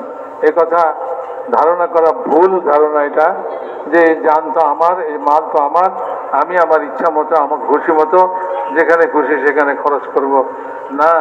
এই জান মালের ব্যাপারে এই ভুল দূর হইতে হবে, এই ভুল ভাঙতে হবে। এই তবলিগের মেহনত এই জন্যই যাতে মানুষের এই ভুলটা ভাঙে। হযরত মাওলানা ইউসুফ সাহেব রহমতুল্লাহ আলাইহি বলতেন যে মানুষের এই ভুল ভাঙার জন্যই তবলিগের মেহনত। কে জানের ব্যাপারে আমি স্বাধীন নই, এই মালের ব্যাপারেও আমি স্বাধীন নই। এগুলি সব আল্লাহ পাকের নেয়ামত, আল্লাহর দেওয়া জিনিস। আল্লাহর নেয়ামতকে আল্লাহ যেখানে চান সেখানে খরচ করতে হবে, আল্লাহ যেভাবে বলেন সেভাবে খরচ করতে হবে। যখন ওইটা করবে তো ওইটা দ্বারা তার যে দুনিয়ার জিন্দগির উদ্দেশ্য ইবাদত করা, সে ইবাদত পুরা হয়ে যাবে। জান যখন আল্লাহর হুকুম মতো খরচ করবে, মাল আল্লাহর হুকুম মতো খরচ করবে, তো জানি ইবাদত আছে, মালি ইবাদত আছে, সব ইবাদত পূরণ হয়ে যাবে। আল্লাহ তাআলা ঈমান আর ইলম আল্লাহ তাআলা আমাদেরকে দিয়েছেন যাতে আমরা জিন্দগির যে উদ্দেশ্য, সে উদ্দেশ্যের উপরে আমাদের জিন্দগিকে চালাইতে পারি।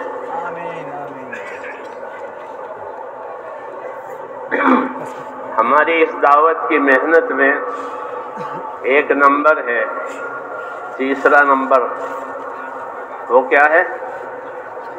बोलो जी। इल्म जिक्र, उसका बेचारे का नाम आता नहीं तबलीग में, इल्म जिक्र का नाम नहीं आता। निकलने का नाम आज निकलो, निकलो। खुरूज का नाम आता है, वो छठा नंबर है, ये तीसरा नंबर है। और यही असल है। जैसे ट्रेन का चलना असल नहीं है, पटरी असल है। पटरी है तो ट्रेन सही चलेगी। एक स्टेशन से निकलकर दूसरे स्टेशन पर जाएगी, तीसरे पर निकले तो ट्रेन का निकलना उसको सही होगा जब नीचे पटरी सही हो, नहीं तो वो ढेर हो जाएगी टकरा करके। ऐसे ही मेरे दोस्तों, मुसलमानों की जिंदगी जो सही होगी वो इल्म और जिक्र से सही होगी। जैसे रेल पटरी पर ही सही चल सकती है, चाहे हजारों मील ले जाओ उसको, वो पटरी पर सही चलेगी, नहीं तो उसकी कोई जिम्मेदारी नहीं है, वो हलाक हो जाएगी। ऐसे मुसलमान की जिंदगी जो सही होगी मेरे दोस्तों, वो इल्म और जिक्र पर सही होगी। नमाज भी पढ़ेगा तो नमाज के इल्म और जिक्र से, ज़कात देगा तो ज़कात के इल्म और जिक्र से, तबलीग करेगा तो तबलीग के इल्म और जिक्र से। तबलीग किस चीज़ की होती है? तबलीग कुरान हदीस की होती है। तबलीग चिल्लों की नहीं होती। चिल्ले तो मेहनत के लिए होते हैं। जैसे हल चना होता है, वो मेहनत के लिए हल चलता है, हल, वो असल नहीं है। असल वो दाना डाल करके फसल लेना, वो असल, उसके लिए फल। तो हमारी नकलो हरकत ये असल दीन के लिए है। उसके लिए मेरे दोस्तों हमको इल्म जिक्र दिया गया है। इल्म जिक्र की ऐसी अहमियत है जैसे पटरी की अहमियत है कि बगैर पटरी के रेल नहीं चल सकती, और पटरी है तो कि मीलों तक ले जाओ। इसलिए मुसलमानों की दीनदारी का ताल्लुक उनके इल्म जिक्र से है।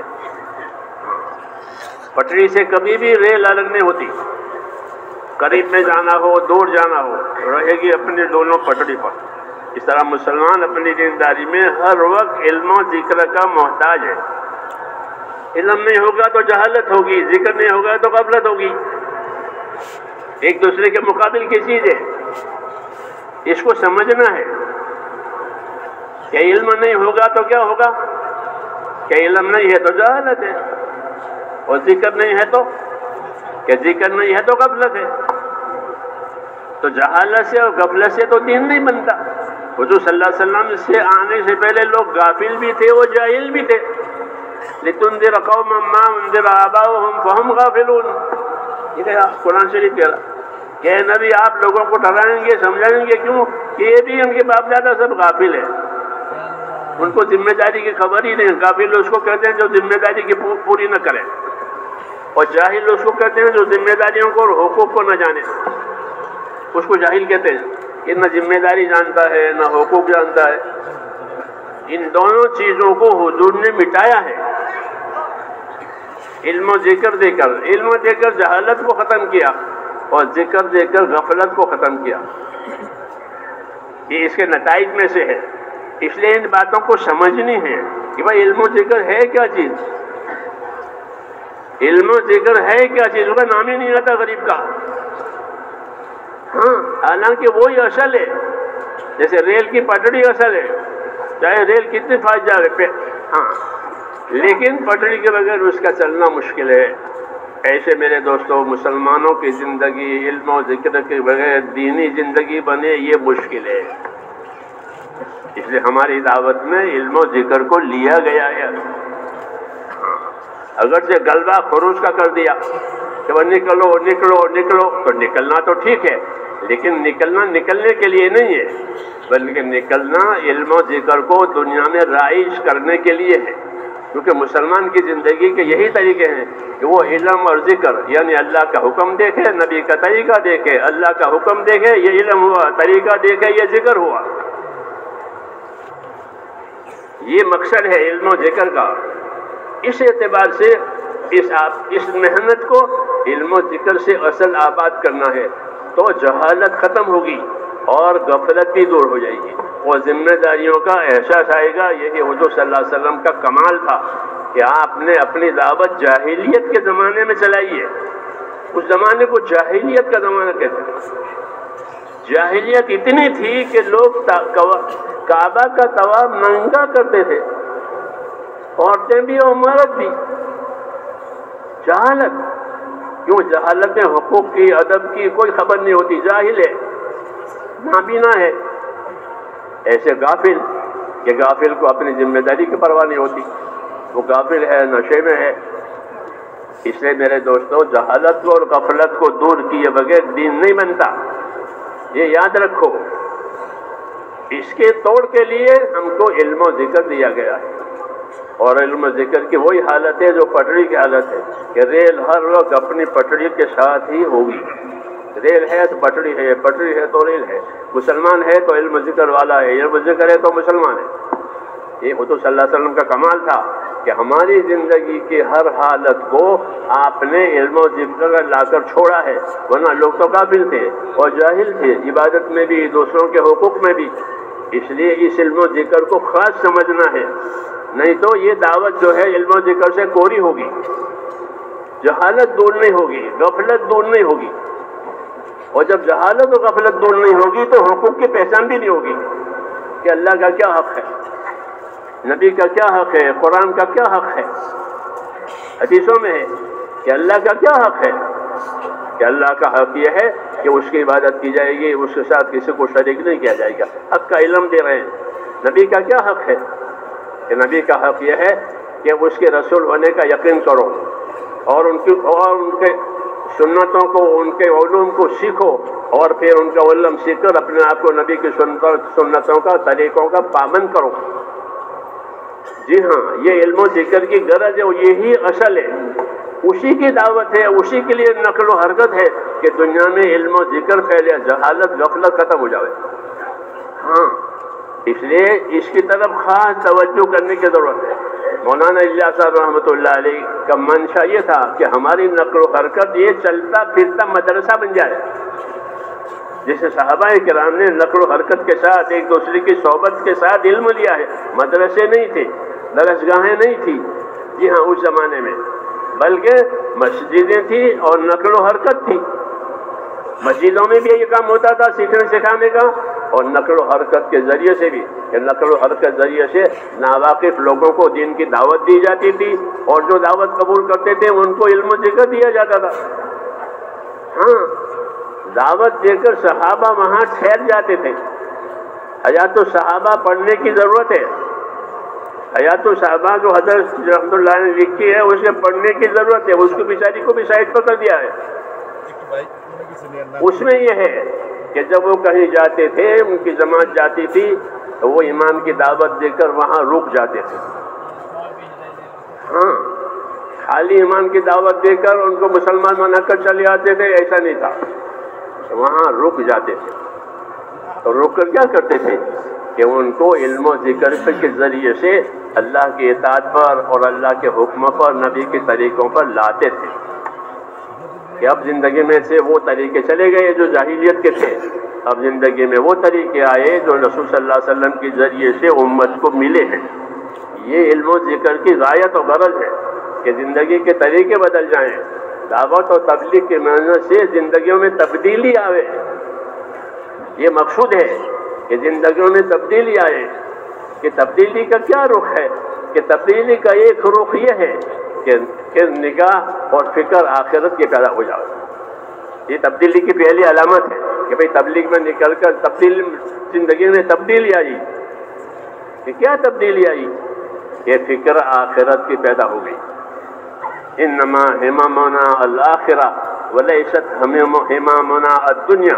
साहबा ये कहते हैं कि हमारी फिक्रें, हमारी हिम्मतें आखिरत बनाने की है, दुनिया बनाने के लिए फिक्रें आखिरत ऐसी हिम्मतें नहीं है दुनिया बनाने, बल्कि असल फिक्रें, असल हिम्मतें हमारी आखिरत बनाने की। हाँ, ताकि हमारी आखिरत बन जाए। क्योंकि हम आखिरत में जा ही रहे हैं और ऐसे जा रहे हैं कि वापस नहीं आएंगे। आप सफ़र में जाएंगे तो वापस आएंगे, लेकिन जो आखिरत में गया वो वापस नहीं आता। वो तो उसका असली ठिकाना उसके आखिरत है। और आखिरत के बनने के लिए दीन आया है और दीन इल्म और ज़िक्र का नाम है। तो मेरे मोहतरम दोस्त और बुजुर्गों, বলেন যে ভাই তবলিগের মধ্যে একটা নম্বর আছে, তৃতীয় নম্বর যেটা, সেটা হলো ইলম ও জিকির। তো ইলম ও জিকিরের কি উদ্দেশ্য?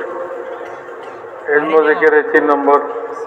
এখন তো শুধু খালি 6ষ্ঠ নম্বর খুরুজ, আল্লাহর রাস্তা বেরো বেরো বেরো, এটারই সুর লাগে, এটার জন্য চেষ্টা কোশিশ করা হয়। কিন্তু আসল তো হলো ইলম ও জিকির। এই নম্বরটা কিন্তু অনেক গুরুত্ব রাখে মানুষের জিন্দেগি ইতাআতের উপরে আসার জন্য, ইসলামের উপরে আসার জন্য এই ইলম ও জিকির এই নাম্বারটা অত্যন্ত জরুরি। যেরকম নাকি একটা রেল চলার জন্য তার 2টা লাইন দরকার। লাইন আছে তো রেল লাইনের উপরে চলতেছে এবং এক স্টেশন থেকে আরেক স্টেশন চলেছে, মাইলকে মাইল চলে যেতেছে। কিন্তু লাইন যদি না থাকে তো রেল কখনোই চলতে পারবে না। এই রেল চলতে যেয়ে অ্যাক্সিডেন্ট হবে। ঠিক যেরকম একটা রেল সে লাইন ছাড়া চলতে পারে না, আর লাইন ছাড়া কোনো তার চলার কোনো ব্যবস্থা নাই, ঠিক এরকমভাবে একজন মুসলমান সে তার ইসলামী জিন্দেগির উপরে আসার জন্য ইলম ও জিকির তার জিন্দেগিতে আসতে হবে।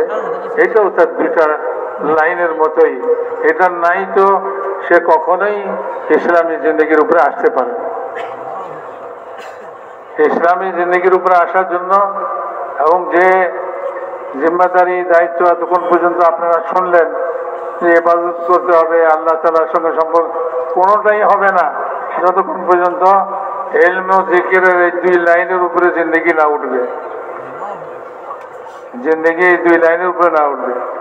আজ তো আমরা, আল্লাহ মাফ করুক, আমরা তো ইলম ও জিকিরের আলোচনাই করি না, অথবা ইলম ও জিকিরের কোনো গুরুত্বই দেই না। অথচ এই তবলিগের এই 6 নম্বরের মধ্যে সবচেয়ে গুরুত্বপূর্ণ ইলম আর জিকির। এটা এই নম্বরটাই এই জন্য যাতে আমাদের জিন্দেগি সহি চলে, আমাদের জিন্দেগি ইসলামী জিন্দেগির উপরে আসে এবং আমাদের জিন্দেগি যে উদ্দেশ্যে আমাদেরকে জিন্দেগি দেওয়া হয়েছে সেই উদ্দেশ্যের উপরে চলতে পারে। এই 2টা জিনিস ছাড়া কখনোই আমাদের জিন্দেগি চলতে পারে না, ওটা সহি রাস্তায় সহিভাবে চলতে পারে না।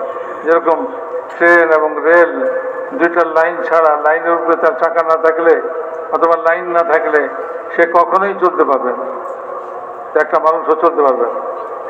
এলেম কি? এলেম তো হলো অজ্ঞতার বিপরীত জিনিস।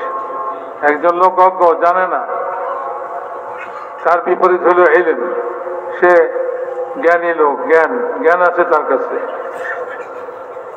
জেহাল বলে, জেহালত, অজ্ঞতা, জেহালত। ইলমের বিপরীত হলো অজ্ঞতার জেহালত। রাসূল পাক সাল্লাল্লাহু আলাইহি ওয়াসাল্লাম যে নবী হয়ে এসে যে মেহনত করছেন, যখন তিনি নবী হয়ে আসছেন তখন সারা দুনিয়া মানুষের অবস্থা কি? বলে তাদের মধ্যে ইলম নাই আর তারা হলো গাফেল। জিকির এটার বিপরীত হলো গাফলাত, মানে বেখেয়াল।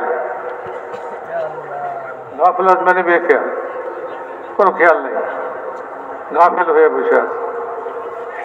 তো মেরে মোহতারাম দোস্ত, রসুল্লাহ সাল্লাল্লাহু আলাইহি ওয়াসাল্লাম যখন দুনিয়াতে আসছেন আর তিনি নবুয়ত দাওয়াতের মেহনত শুরু করতেছেন, সে সময় মানুষের অবস্থাটা কি বলে, একদিকে জেহালাত, জাহিলিয়াতের যুগই বলতো সেটাকে, অজ্ঞতার যুগ।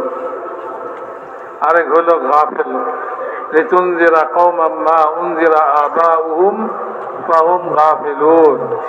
আল্লাহই বলতেছেন আপনাকে নবী বানায় পাঠাইছি এই জন্য যে যাদের বাপ দাদা থেকে গাফলাত চলে আসতেছে, গাফেলেরা সব, আপনি তাদেরকে হুঁশিয়ার করবেন, সাবধান করবেন। গাফেল লোক কোনো খেয়ালই নাই। তো মেরে মোহতারাম দোস্ত বুজুর্গ, ইলম ও জিকির এই দুইটা জিনিস যেটা, এটা তো হলো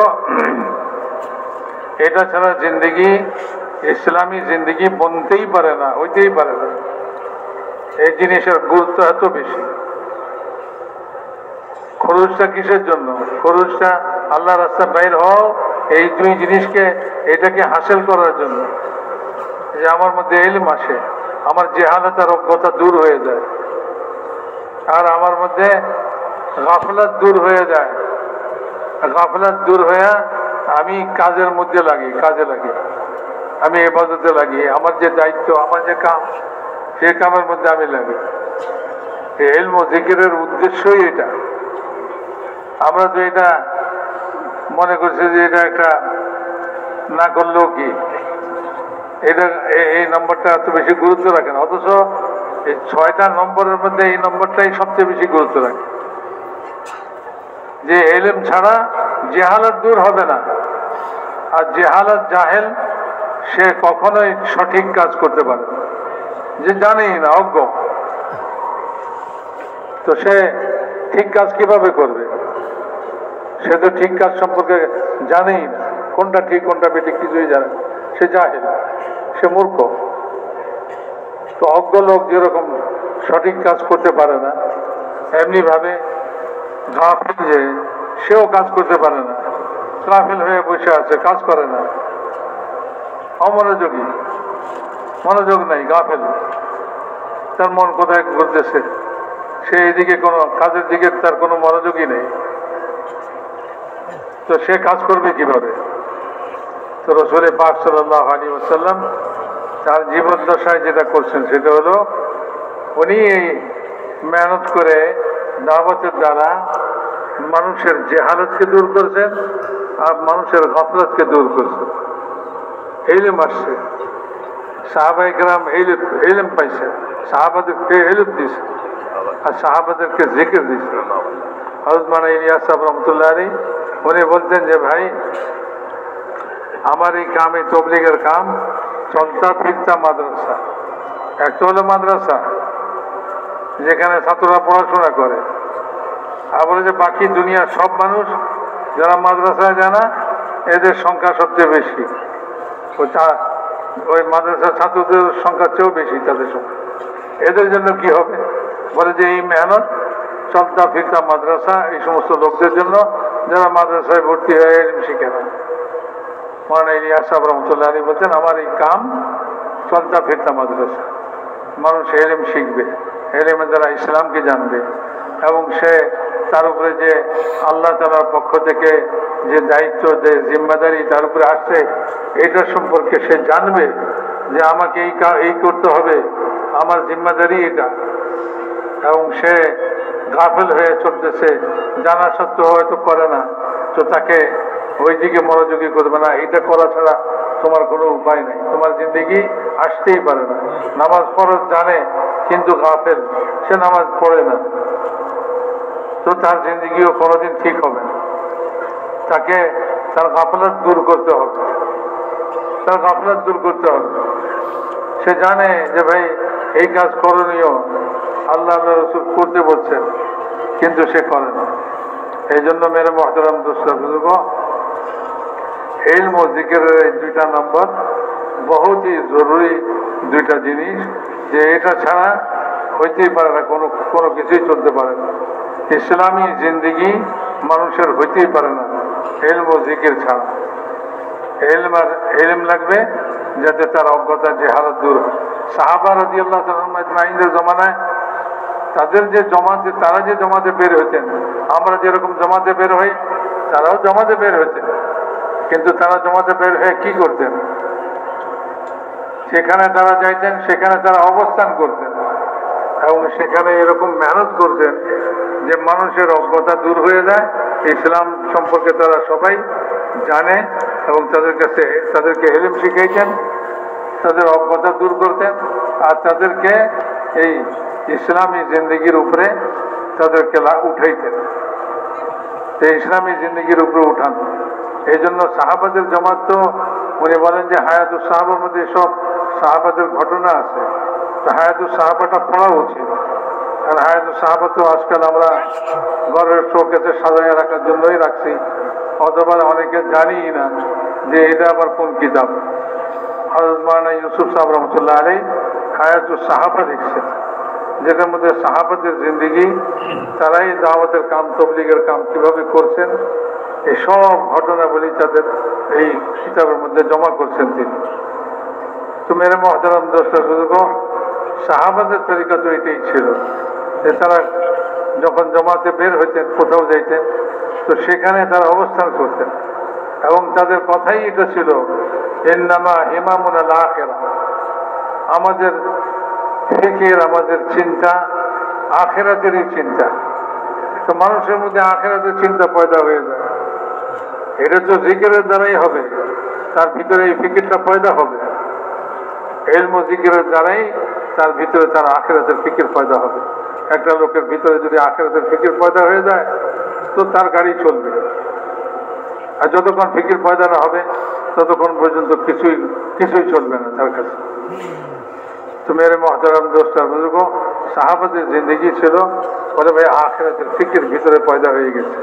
আমাদেরও এই তবলিগে বাইর হওয়ার দ্বারা উদ্দেশ্য এটাই যে আমরা ইলম ও জিকির, আমাদের জাহালাতকে দূর করি, আমাদের গাফলাতকে দূর করি, আর আমাদের ভিতরে আমাদের আখিরাতের ফিকির পয়দা করি।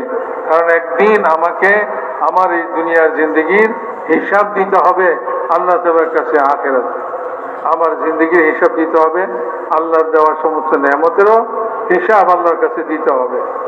তো হিসাব দিতে হবে, এটা থেকে কারো নিস্তার নাই, কেউ বাঁচতে পারবে না। একেবারে সাধারণ লোক থেকে নিয়ে সর্বোচ্চ শ্রেণীর লোক সকলকে আল্লাহ তাআলার কাছে হাজির হইতে হবে, আখিরাতে যাইতে হবে এবং সেখানে তার জীবনের হিসাব চুকাইতে হবে। আল্লাহ তাআলা হিসাব নিবেন যে তোমাকে যে দুনিয়াতে জিন্দগি দিয়েছিলাম, তুমি এই জিন্দগি কি কাজে ব্যয় করছো, তোমার জিন্দগি সহি চলছে না তোমার জিন্দগি গলত রাস্তায় চলছে। এই জন্য মেরে মহতারাম দোস্ত বুজুর্গ, এই তবলিগের মেহনতে, দাওয়াতের মেহনতের মধ্যে ইলম ও জিকিরের নম্বর অত্যন্ত গুরুত্ব রাখে। ইলম ছাড়া, জিকির ছাড়া জিন্দগি ইসলামী হইতেই পারে না, ইসলামী জিন্দগি হইতেই পারে না। তো যার ইসলামী জিন্দগি হইল না, সে তার ইসলাম যে আল্লাহ তাআলা মনোনীত দিন তাকে দিলেন, সে তার জিন্দগির মাকসাদই পুরা করতে পারল। এই জন্য মেরে মহতারাম দোস্ত, এটাকে সাধারণ স্বাভাবিক মনে না করি। কেউ হয়তো মনে করতে পারে ইলম ও জিকিরের এত বেশি গুরুত্ব আমাদের তবলিগের মেহনতের মধ্যে নাই, আমাদের তবলিগের মেহনতে খালি আল্লাহ রাস্তার বাইর হোক। আল্লাহ রাস্তার বাইর হবে কিসের জন্য, সেটা তো চিন্তা করলাম না। মেরে মহতারাম দোস্ত, আল্লাহ রাস্তা বাইর হওয়াও আছে, কিন্তু ইলম ও জিকিরের নম্বর সবচেয়ে গুরুত্বপূর্ণ নম্বর।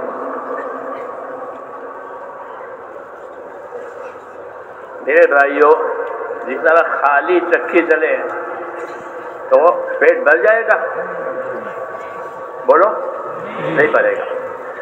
कि खाली चक्की चलने से ना आटा आएगा ना पेट भरेगा। तो क्या करते हैं, एक चक्की चलाने के साथ उसमें दाने डालते हैं, फिर चक्की को हरकत देते हैं तो चारों तरफ आटा गिरता है। यही मिसाल हमारी तबलीग की है। کہ تبلیغ کے لیے چلنا جیسے حرکت کرنا، چکی کی حرکت، لیکن خالی حرکت سے پیٹ نہیں بھرتا چکی کے، بلکہ اندر دانے ڈالے جائیں گے، آٹا نکالا جائے گا۔ ایسے ہی خالی حرکت جس سے جہالت دور نہیں ہوگی، بلکہ علم و ذکر کے ساتھ حرکت کرنی ہے۔ دین لیتے ہوئے، دین دیتے ہوئے، یہ الفاظ یہ بزرگوں کا کہنا ہے کہ دین لیتے ہوئے، دین دیتے ہوئے حرکت کرو۔ اپنے سے زیادہ لوگوں سے دین لو، جاننے والوں سے، اپنے سے کم والوں کو دو، اپنے سے زیادہ جاننے والوں سے لو، اپنے سے کم جاننے والوں کو دو۔ جیسے چکے میں دانے ڈالے اور آٹا نکالا، یہ مثال ہے کہ ہماری حرکت علم و ذکر والی ہے، خالی پھرنے کی نہیں۔ خالی پھرنا تو یہ خالی ہل چلے اور خالی چکی چلے تو پیٹ نہیں بھرتا، اور موسم اور فصل نہیں آتی کھیتوں میں، بلکہ وہ دانے بھی ڈالتے ہیں، پانی بھی دیتے ہیں، کھاد بھی دیتے ہیں، اور رکھوالی بھی کرتے ہیں تاکہ ضائع نہ ہو جائے۔ تو کھیت میں فصل آتی ہے گندم کی، چاول کی، ہاں ایسے نہیں آتی۔ ایسے میرے دوستو ہمارے کام کے ساتھ کہ نقل و حرکت تو ہونی ہے کہ چکی نہیں چلے گی تو آٹا کہیں جائے گا، لیکن چکی خالی نہ چلے بلکہ چکی دانے کے ساتھ، اور کھیت میں خالی ہل نہ چلے بلکہ کھاد، پانی، ان تمام کے ساتھ وہ ہل چلے۔ تو اب یہ ہل چلے گا تو کھیت میں فصل آئے گی اور چکی میں آٹا آئے گا۔ ایسے میرے دوستو دینداری لانے کے لیے علم و ذکر کے ساتھ حرکت کرنی ہے، یہ دعوت ہے کہ علم و ذکر کے ساتھ حرکت کرو تاکہ زندگیوں میں دین آوے۔ اگر علم و ذکر نہیں ہے تو ایسا جو خالی چکی چلے، خالی ہل چلے۔ اس لیے میرے دوستو 100 سال ہو گئے، جہالت ہماری ختم نہیں ہوئی ہے، ابھی سنتوں کی خبر نہیں ہے۔ یہ زندگی میں کیا کیا سنتیں ہیں حضور صلی اللہ علیہ وسلم کی، حالانکہ روز کام کرتے ہیں، روز نماز پڑھتے ہیں۔ یہ بات صحابہ کرام میں نہیں تھی کہ صحابہ کرام اپنے نقل و حرکت کے ساتھ دین لیتے تھے، اور یہی علم و ذکر کی غرض ہے۔ یہی علم و ذکر کی غرض ہے کہ علم و ذکر کو حرکت میں لاؤ، کہ سیکھو، سکھاؤ، پھر سیکھ کے سکھاؤ پر عمل کرو۔ ذکر سے مراد عمل اور اطاعت ہے، ذکر سے مراد عمل اور اطاعت ہے۔ جب یہ بات ہوگی تو زندگی علم و ذکر والی ہوگی، جو ریل پٹری پر آ گئی۔ مولانا الیاس صاحب رحمۃ اللہ علیہ فرماتے تھے کہ اگر ہمارا کام صحیح طریقوں پر چلا جیسا تقاضا ہے تو 700 سال پہلے کا اسلام مسلمانوں میں آئے گا۔ یہ فرماتے تھے کہ 700 سال پہلے جو اسلام اور ایمان مسلمانوں میں تھا، اگر یہ ہماری دعوت صحیح چلی تو 700 سال پہلے والی اسلامی زندگی مسلمانوں میں آئے گی۔ ان کے ملفوظات میں لکھا ہوا ہے۔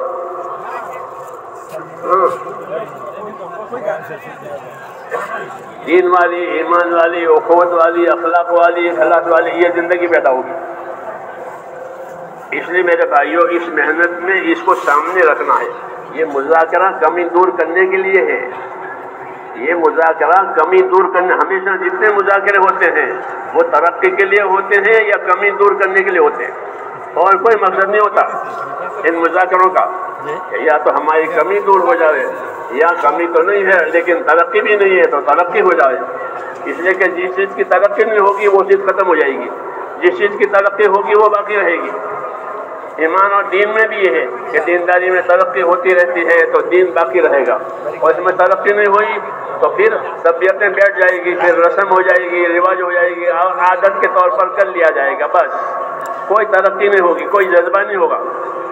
اس لیے میرے دوستو دعوت کو علم و ذکر کے ساتھ جوڑا ہے۔ فضائل کے علم کی وجہ، اگر فضائل کا علم ہماری زندگیوں میں آیا تو طبیعتوں میں رغبت اور شوق پیدا ہو جائے گا عمل کرنے کا۔ ہاں، کیونکہ فضائل میں یہ تاثیر ہے کہ فضائل سننے کی وجہ سے، محنت کے ساتھ فضائل سننا، لیٹ کر کے بیٹھ کر کے نہیں، محنت کے ساتھ فضائل سننا۔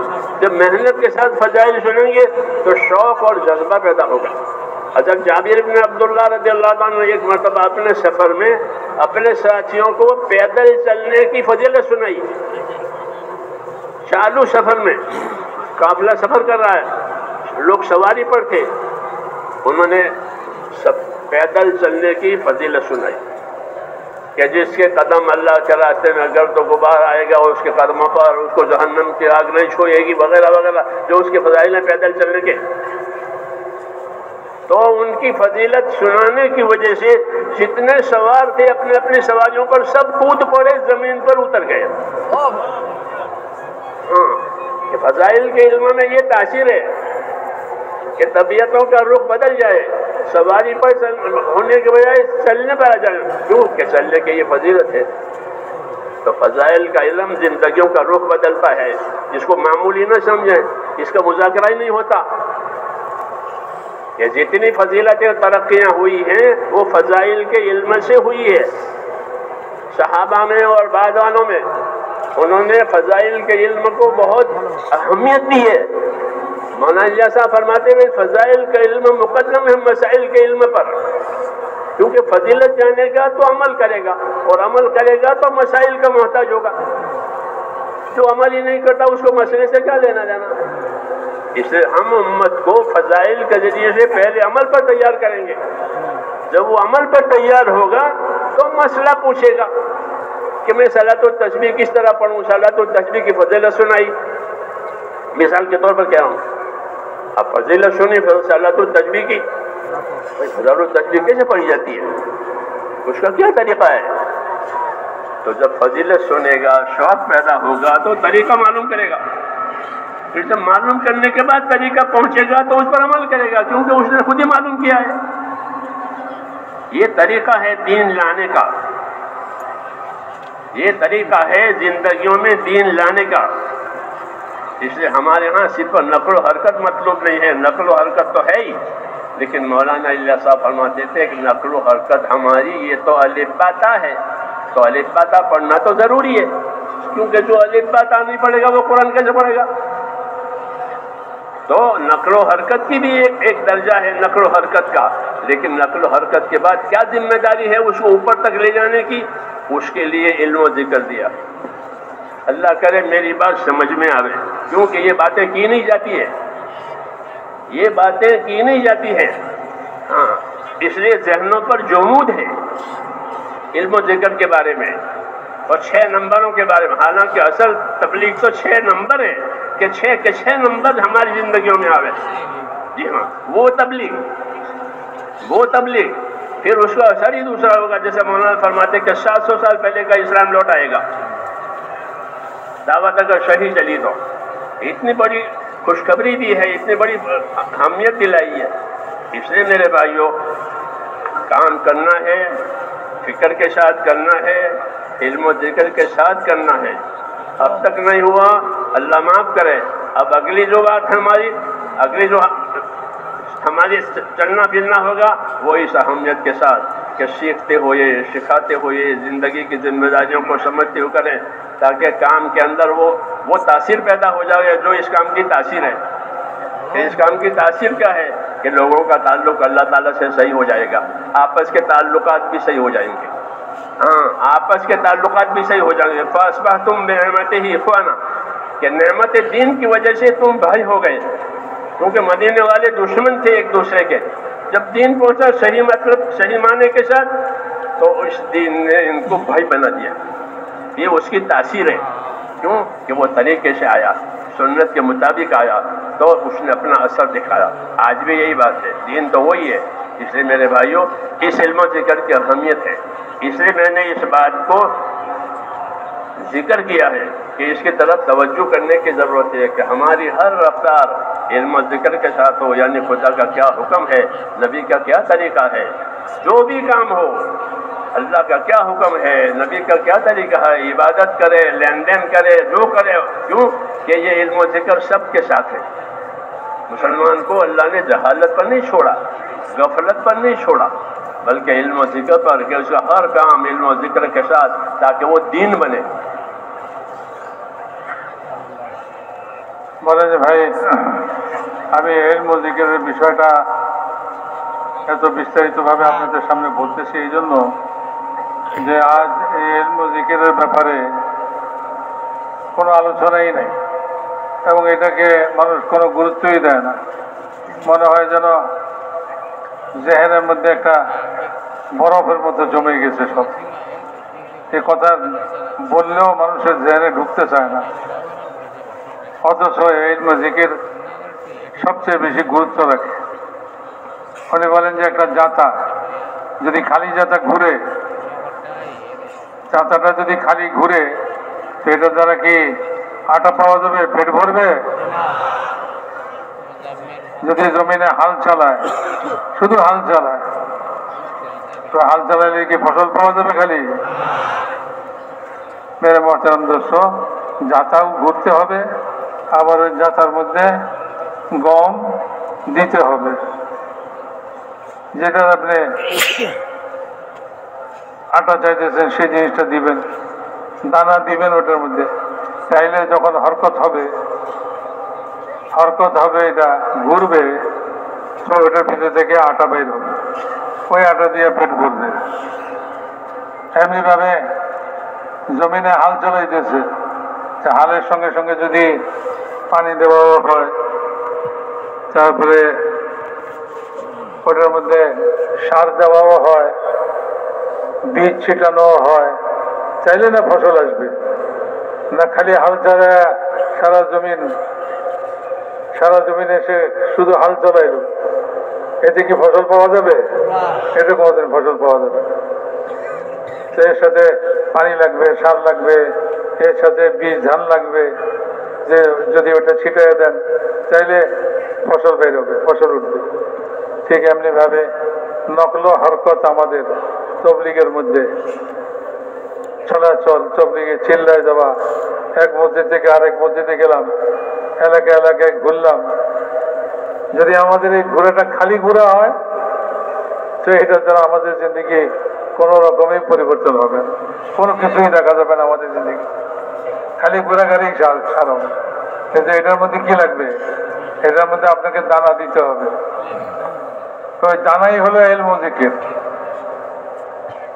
যে আল্লাহ রাস্তা বের হয়ে শিখবো, শেখাবো, রাসূলুল্লাহ সাল্লাল্লাহু আলাইহি ওয়াসাল্লামের তরিকার উপরে আমল করব। যদি এটা হয় তাহলে তো এই হরকতের দ্বারা আমাদের জিন্দিগির মধ্যে পরিবর্তন আসবে। আর যদি এটা না হয় তো আমাদের জিন্দিগিতে কোনো পরিবর্তন আসবে না।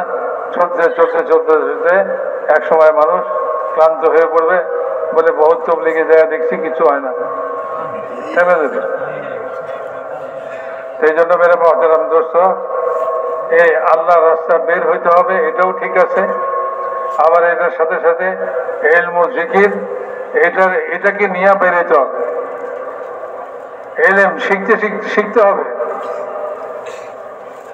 কি শিখবে? কি ওলামায়ে কেরাম বলেন যে ভাই আমার চেয়ে যে বেশি ইলম রাখে তার কাছ থেকে আমি ইলম নিব, আর আমার চেয়ে যে কম রাখে তাকে ইলম দিব।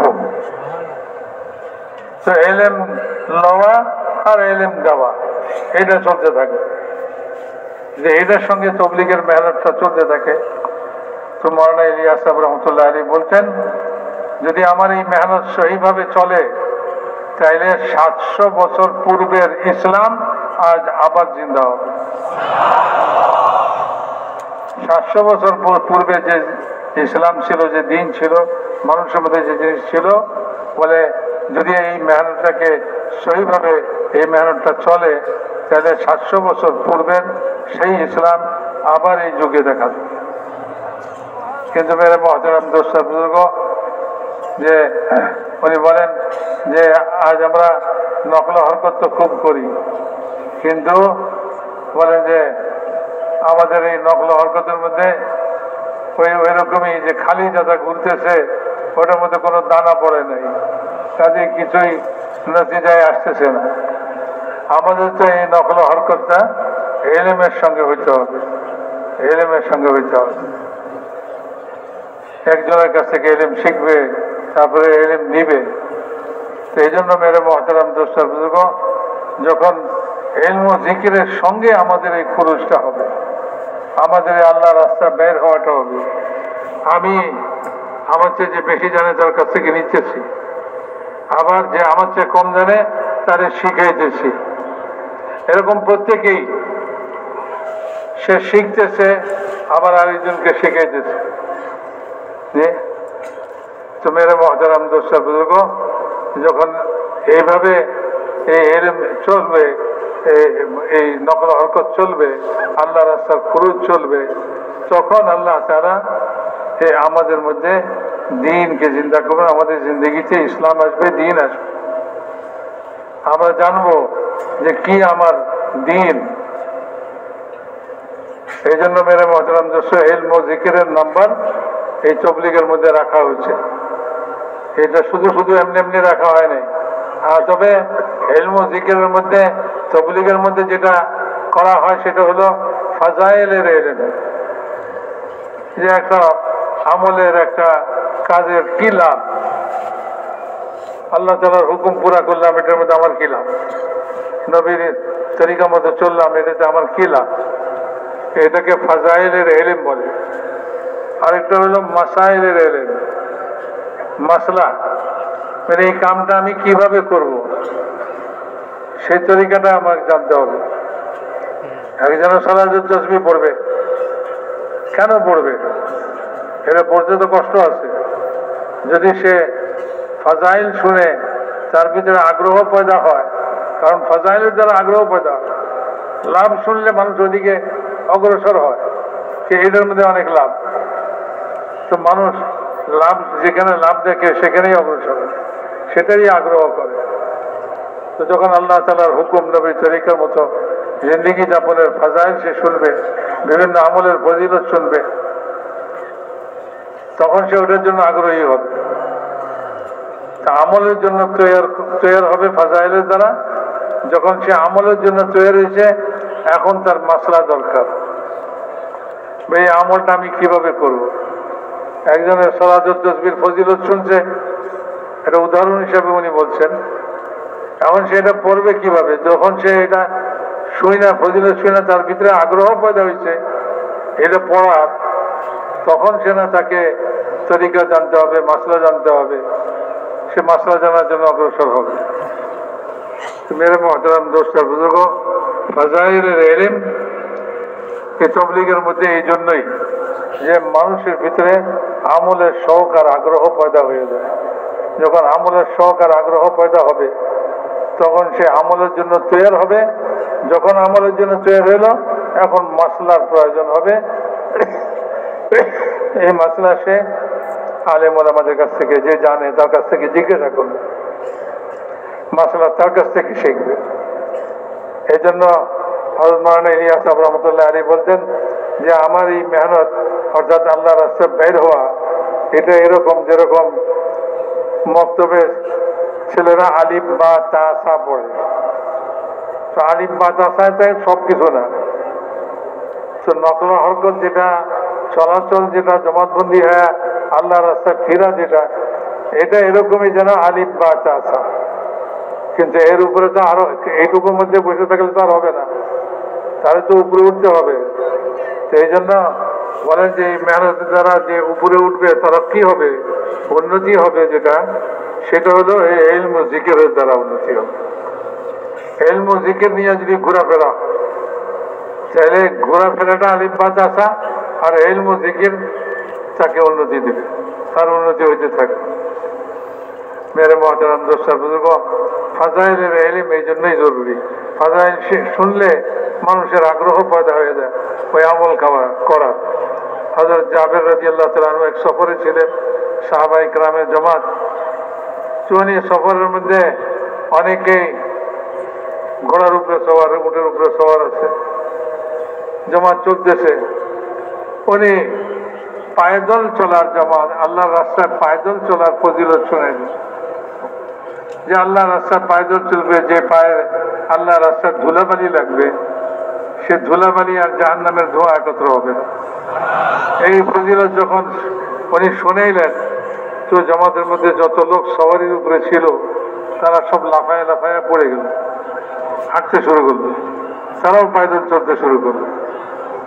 এত বড় জিনিস, পায়ে ধুলাবালি লাগলে জাহান্নামের ধোঁয়াও স্পর্শ করবে না। তো এটা হাসিল করার জন্য সবাই তার যার যার সওয়ারি থেকে নেমে পড়ে। তো এরকম ভাবে মানুষের ফাজাইলের দ্বারা ভিতরে আগ্রহ পয়দা হয় আমলের, তারপরে সে আমলের জন্য তৈরি হয়। আর এই আমলের জন্য যখন তৈরি হবে তখন মাসাইল জানবে, মাসাইল শিখবে, আর মাসলা শিখে সে যখন ওই আমল করবে তার তরক্কি হতে থাকবে, তার উন্নতি হইতে থাকবে। ইসলামের রাস্তায় মুসলমানের দিকে ইসলামের মধ্যে তার জিন্দিগি উঠতে থাকবে, আস্তে আস্তে তার জিন্দিগি উপরে উঠতে থাকবে। সেই জন্য মেরে মহতারাম দোস্ত উনি বলেন যে ভাই আজকাল তো এই তবলিগের মধ্যে ইলম ও জিকিরের নাম্বার, এটার কোনো আলোচনা খুবই মানুষ গুরুত্ব দেয় না। উনি বলেন যে 6 নম্বর যে প্রত্যেকটা নম্বর জিন্দিগিতে আসতে হবে, প্রত্যেকটা নম্বর আমার জিন্দিগিতে, কলমা, নামাজ, ইলম ও জিকির, ইকরামুল মুসলিমিন, তাসহিনিয়াত, ইখলাস, এই সব কটা নম্বরই আমার ভিতরে আসতে হবে। আল্লাহ রাস্তা বের হওয়া এটাও আসতে হবে, কিন্তু এর মধ্যে আমার যে তরক্কি হবে, আমার যে উন্নতিটা হবে, সেটা হলো ইলম ও জিকিরের নম্বরে দা। আমার যে পেট ভরবে, তাইলে ওই পেট ভরতে হইলে যা তার মধ্যে গমের দানা দিতে হবে। এই গমের দানা হলো ইলম ও জিকির, গমের দানা হলো ইলম ও জিকির। আর না হইলে ওই গমের দানা ছাড়াই এমনি খালি আমাদের নকল হরকত, আমরা এই দিক থেকে ওদিকে যাই, ওদিক থেকে ওদিকে যাই, কিন্তু ভিতরে কি নাই? ইলম ও জিকির নাই। শুধু মেরে মহতারাম দোস্ত, এই হরকতের দ্বারা কোনো উন্নতি হবে না, কোনো আমাদের চাহিদাই পূরণ হবে না। तो क्यों भाई इसके लिए तैयार है कि इंशाअल्लाह इल्म व जिक्र के साथ अपने आप को चलाएंगे? তো উনি বলতেছেন যে ভাই এই জন্য আমরা তৈরি আছি কিনা যে ভাই ইলম ও জিকিরের সঙ্গে আল্লাহর রাস্তা বের হয়ে ফিরবো। इसकी नीयत करें कि इंशाअल्लाह अब जो हमारा चलना फिरना होगा वो इल्म व जिक्र के साथ होगा। এটা নিয়ত করি যে এখন থেকে যা আমার আল্লাহর রাস্তা বের হওয়া হবে, চলাফেরা হবে, সব ইলম ও জিকিরের সঙ্গে হবে। पहले फजाइल का इल्म लिया जाएगा। প্রথম ফজাইলের ইলম নিতে হবে। तरीका ये है कि पहले फजाइल का इल्म लिया जाएगा, इसलिए फजाइल की किताबें लिखवाई, नमाज के फजाइल, कल्मे के फजाइल, 6 के 6 नंबरों के फजाइल।